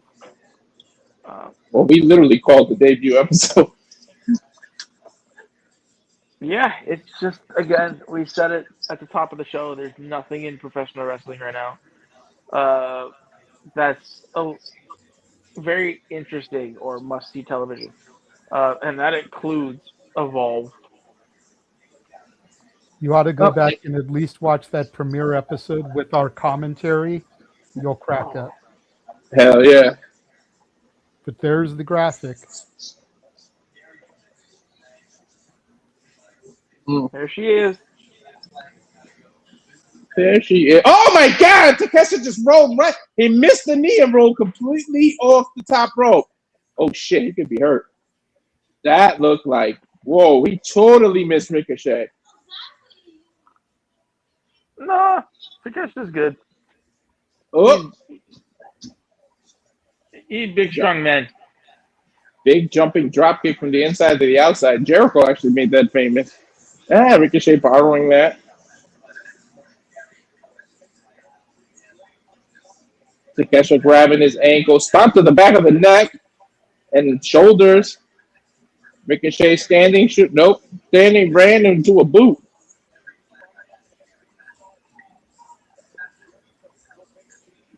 Goes for it. Standing shooting star press off the apron. Caught by Takeshita into a dragon suplex. Oh my God. Or a release fisherman suplex, I should say.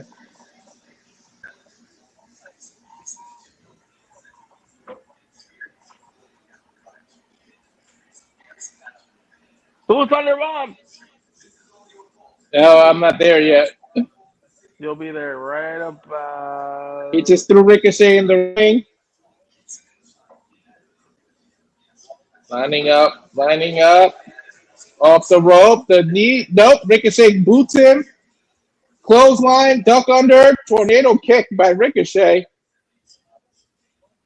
Springboard elbow into a Blue Thunder There's bomb. the Blue Thunder Bomb. 1, 2. Why did I even bother? I was gonna say. Listen, sorry, buddy, but listen, the Blue Thunder Bomb though. Who is it that's his finisher? Isn't that Ricky Sosa? Isn't Sosa's finisher the Blue Thunder Bomb? It's an exaggerated version of it, though. He kind of does it way different. Not way different, but it looks more impactful the way he does it. It's still a Blue Thunder Bomb. Mm-hmm. So technically speaking, the Blue Thunder Bomb has still gotten more wins than. Oh. Nah. Surprise roll-ups have gotten more wins than any Blue Thunder Bomb.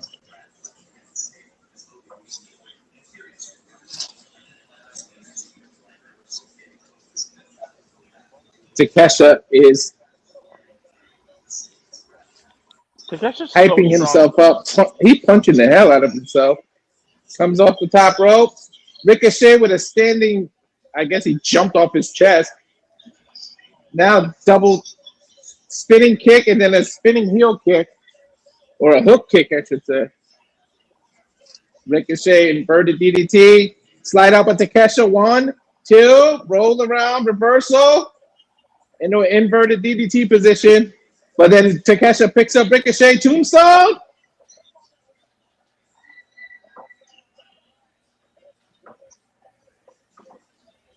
Picks him up. Wheelbarrow German suplex. Oh, come on. Takesha should have held the bridge on that. Should have. Runs into the corner. Misses. Enziguri by Ricochet. Ricochet boots off into a DDT. Oh!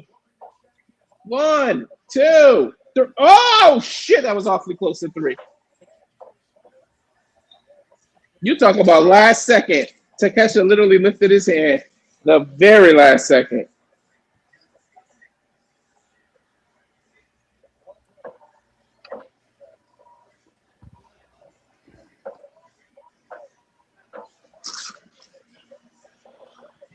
I would find it absolutely hilarious if Takeshita actually loses this match.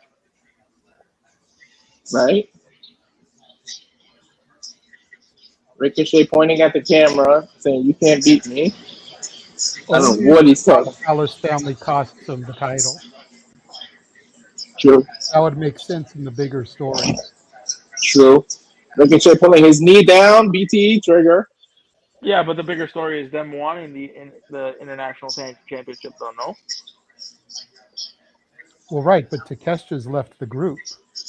Yep, he defected.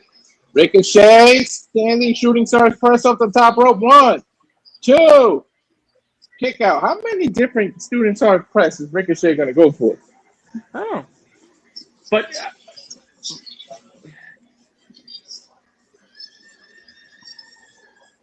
ooh.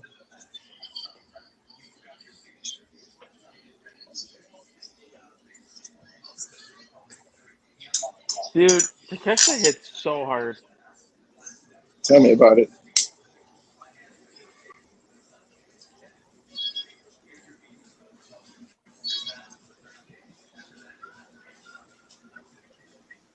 This chicken is frying so well. JJ's going to make an 8-hour trip over here. Right? Shit, I wish I had Nightcrawler teleportation powers.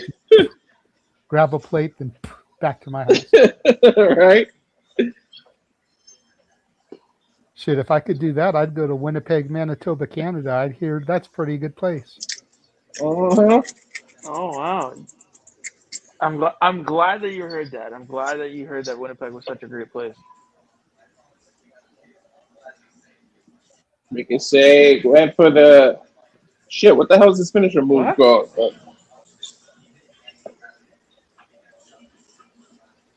Standing Hurricane Rana picked up by Takeshita into a powerbomb. Cover. 1, 2. Kick out. I was gonna say Ricochet is losing and he didn't even hit the ring of fire. Raging fire, I meant. I don't know. This is a good match, though. It's fucking hard hitting. Jesus. What is Ricochet's move? It's something shooter. Why did the referee just stop him from? What the hell? Apparently, he pulled him. Oh, he pulled him. Okay, head kick by Apparently. Ricochet. Well, oh my God, lion salt by freaking Ricochet. Cover 1, 2. Kick out by Takesha. Yeah, Nick, what is his finisher called? The slingshot. The what is it? He's got the vertigo. Ricochet. No, I know the vertical. The one that has shooter in the name. I don't know. Honestly, I don't know.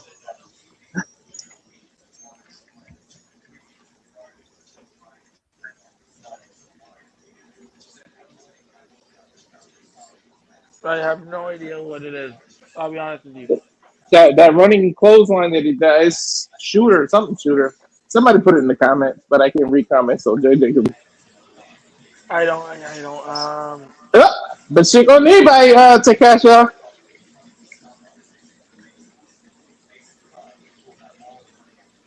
Raging fire, got it. It's over. Yeah, it's done. 1, 2, 3. I have no way to look it up. It's gonna bother me.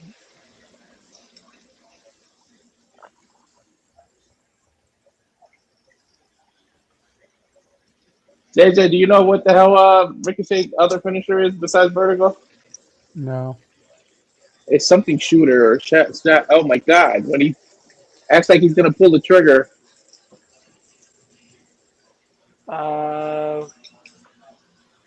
I don't know. No, I don't know. What? Where are you gonna get overrun? We need. I don't know. We need what? I don't know. Takesha's holding the title up. Let's see. Today's not a 3-hour special, is it? No. Here's the Briscoes. Here we go. Oh, he's just hyping them up. Why is Briscoe got a mic? You're gonna have to translate again. I'm on mute. For Vision Doors, we steel cage warfare. Coleman, 1 cage.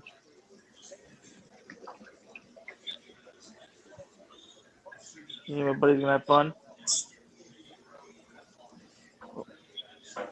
We're gonna have fun in Cali.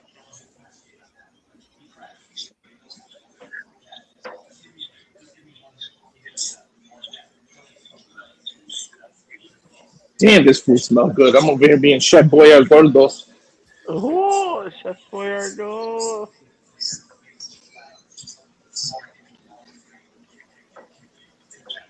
Conglomeration. What's he saying? You know his accent.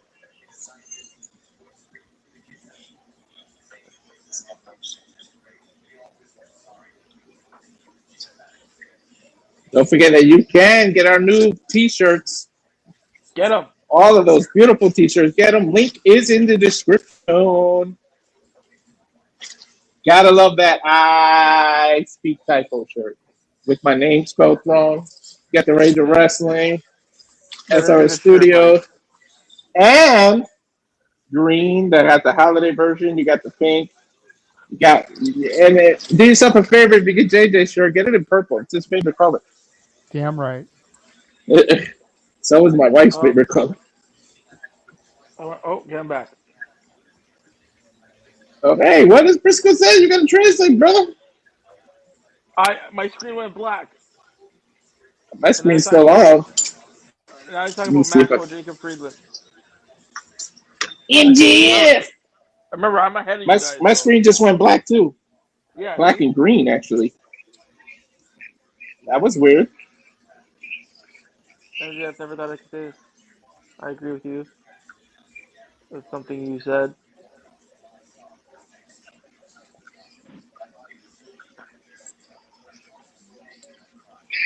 Me and you are nothing alike.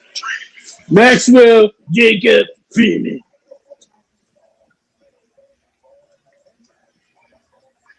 My office. You're a soft baby boy, and I'm a grown ass man.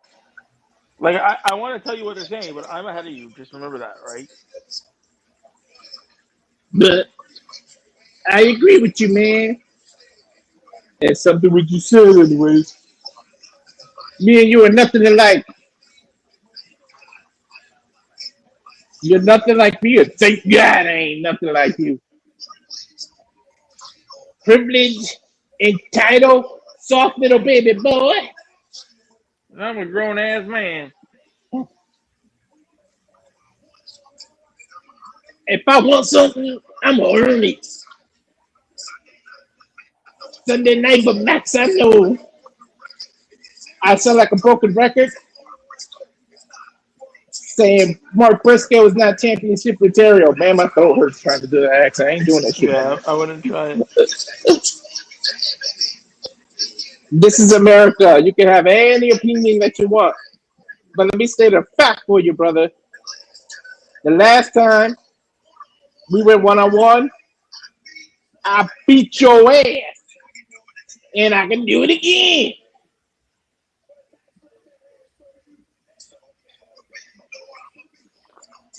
Forbidden door. I'm going to walk into the battlefield. My brothers who I would love, who I would die for. Just talk, bro. This is the end of it. This is the final segment. So,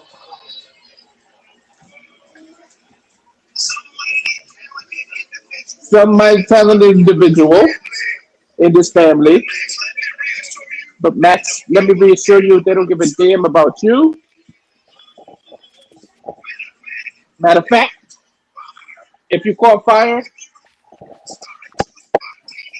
if you start to spontaneously combust, nobody in this family would even piss on you.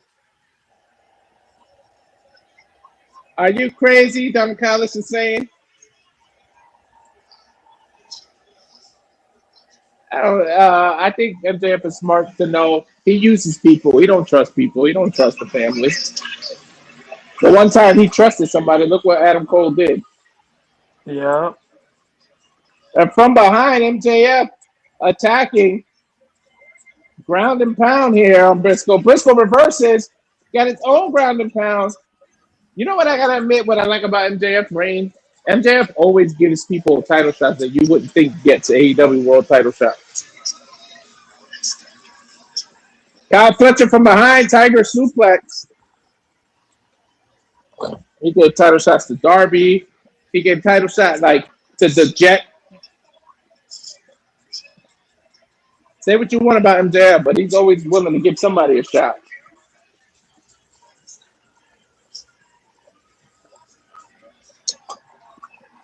Oh, that's Takesha coming back out. Yeah. Hey, your fire-ups. It's everybody. Yep. But Okada from behind, Rainmaker. Kyle O'Reilly grabs him, ankle lock. Everybody's going to get their move off.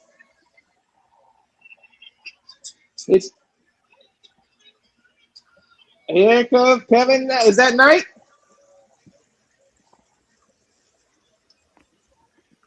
Darby Allin from behind and Scorpion Death Drop on the Jet.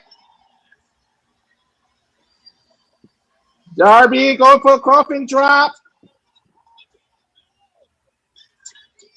No, he ran in the Doyle. Ooh, sidewalk slam. Or actually, Bossman slam.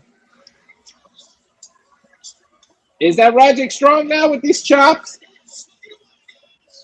Running off the rope. Clothesline. Who's else? Here comes Orange. From behind. Orange punch. Robert Strong. Is he going to angle slam him off the Orange punch into an angle slam? Or sorry, Olympic slam. Cassidy putting the glasses on. MJF with a low blow from behind. Champion. Triple P standing up. No, Mark Briscoe from behind. Double underhook. I want Andrade out of the Don Callis family. Oh, man, I want him out of the Don Callis family so badly. Andrade came in. I didn't even realize who that was for a second until he took the head off.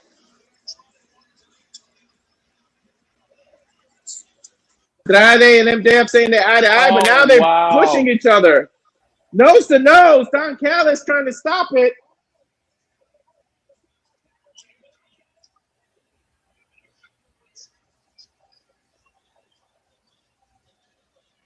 Oh, man, you know that something's going. Oh, man, you know something's going down. Hell yeah. It's going down. Meet me in the ring. Well, no, Diamond ring. Diamond ring. he's got the diamond ring. Let's know what he Frisco does. jump. And it hits Andrade. Now, that could have been accidentally on purpose after what just happened. I think something. Double underhook to MJF. BJ Driller. Oh, crap. The go-home show. Look who's standing tall. With them boys. Yeah, kind of how it usually goes, right? Yep. By the way, Popeyes ain't got shit on me. Just saying. Yeah. Like, that's how it usually goes with the go-home shows, right? So Yeah. Wrestling 101 tells us what? The last guy who's standing tall before the pay-per-view usually loses. Usually.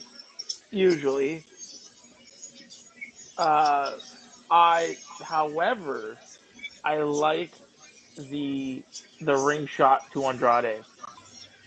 Yeah. I think, there's only one main event match that you can do for Grand Slam Mexico. Andrade versus MJF. Have to. It's just one of that. It's just a match that needs to happen. Imagine Andrade and CMLL coming back, right? Like craziness. That'd be nice.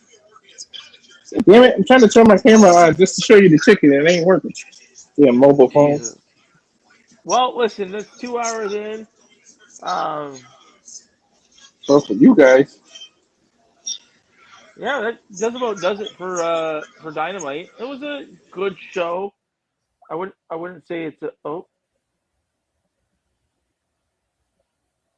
okay. Well, Walter's gone. Yeah. Overall, it was a good show. I would say as a go-home show, I don't think it did what it needed to do. I think if people are gonna buy Forbidden Door, people are gonna buy Forbidden Door. I don't think it added any more excitement to it. Should be a great show. JJ, any thoughts? Well, considering I didn't really hear you, or I didn't see anything, I just heard it. Oh.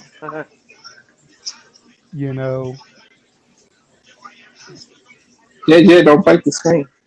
It sounded like a solid B show. Yeah. To your point, I don't think anything was really done to enhance the pay-per-view. No. We're still a spot short in the survival of the fittest match. Yep. For some reason, we have a CMLL World Championship match on Collision instead of putting that on Forbidden Door. Stephanie and Billy Starks, okay, for one, why is Billy Starks getting a title opportunity? And two, why are we giving that on Collision when there's a pay-per-view called Forbidden Door the next day? But how many now? I don't know if you can tell me how many matches do we have for Forbidden Door? 1 buy-in, 9 main card. Okay. Because I didn't hear anything get made for tonight. God damn it! There's a reason I never use my mobile phone. Oh. Nothing was added tonight, right? No, nothing was. So maybe do we get Persephone? Do we get Persephone losing on?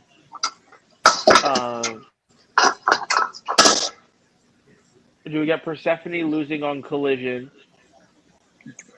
by nefarious means from the Triangle of Madness, thus setting up maybe a CMLL World Championship match between Persephone, and then maybe you can have, because Billy won, Athena comes in and steals that opportunity from her. Ah. And then you get Athena versus Persephone at Forbidden Door. I mean, I guess you could, but I don't know. Like,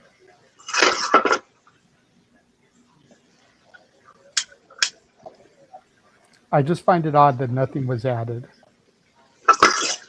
I believe Collision is being taped tomorrow.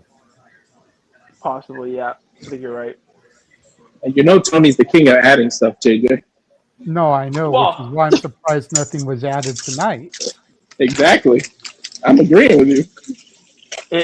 If you read the reports, again, shout out to Sean Ostap and Fightful, there was the report that that talent still don't know what they were doing at Forbidden Door, and they wouldn't know till this week. So maybe something does get added from Collision.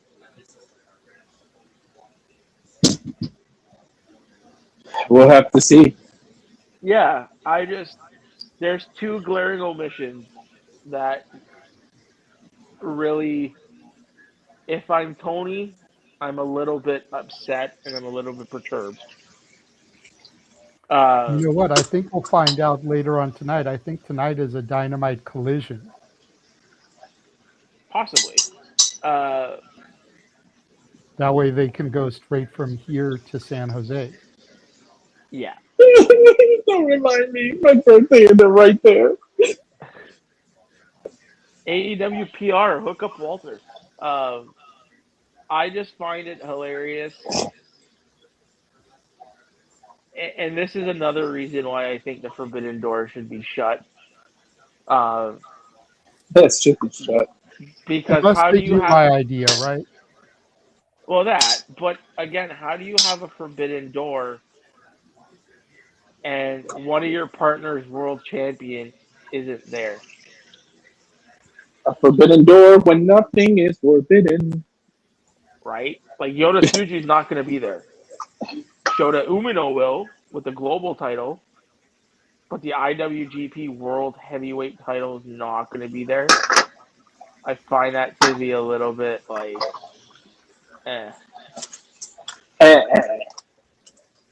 Like, what partnership is that?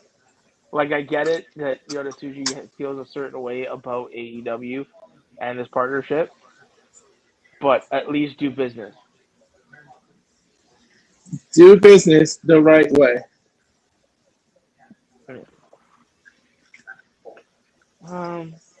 Yeah, I don't know. Boys, do you have anything else to add? I don't know. What do we... Yeah, we can go ahead. We can sign off. I can get back to being Chef Boy. Are you fat? There you go. Walter being Chef Boyardee over there. Thank you for joining us. Everybody was great. To the 100 of you that have watched, thanks for joining me in the first half of our nonsense rambling. Sorry, guys. God, Walter. Hey, man, I'm down to one car. I had to get my wife. Plus, I'm trying to build a certain business back from the ground up. So. No, all good. All good. Don't worry. I guess we'll start with the plugs there, boys. We'll just make this short and sweet. Make sure you tune in tomorrow. We'll be doing the interview with Royal Prestige. Again, that's 8 Eastern, 5 Pacific. We'll also be having coverage of Global Wars Week 2. Same time, 8 Eastern, 5 Pacific. Noah will be doing that, Joey Styles. And then at 10:30 Eastern, 7:30 Pacific, we'll be simply predicting the Forbidden Door. That's all tomorrow, so make sure you tune in for that, and we can get into further plugs during those things. So we're going to bust open the Forbidden Door predictions tomorrow? Yes. So we're busting it open, buddy. So again, for me, Nick, for Walter, for JJ, for all the folks here, thanks for tuning in, and we will catch y'all on the flip side. Adios.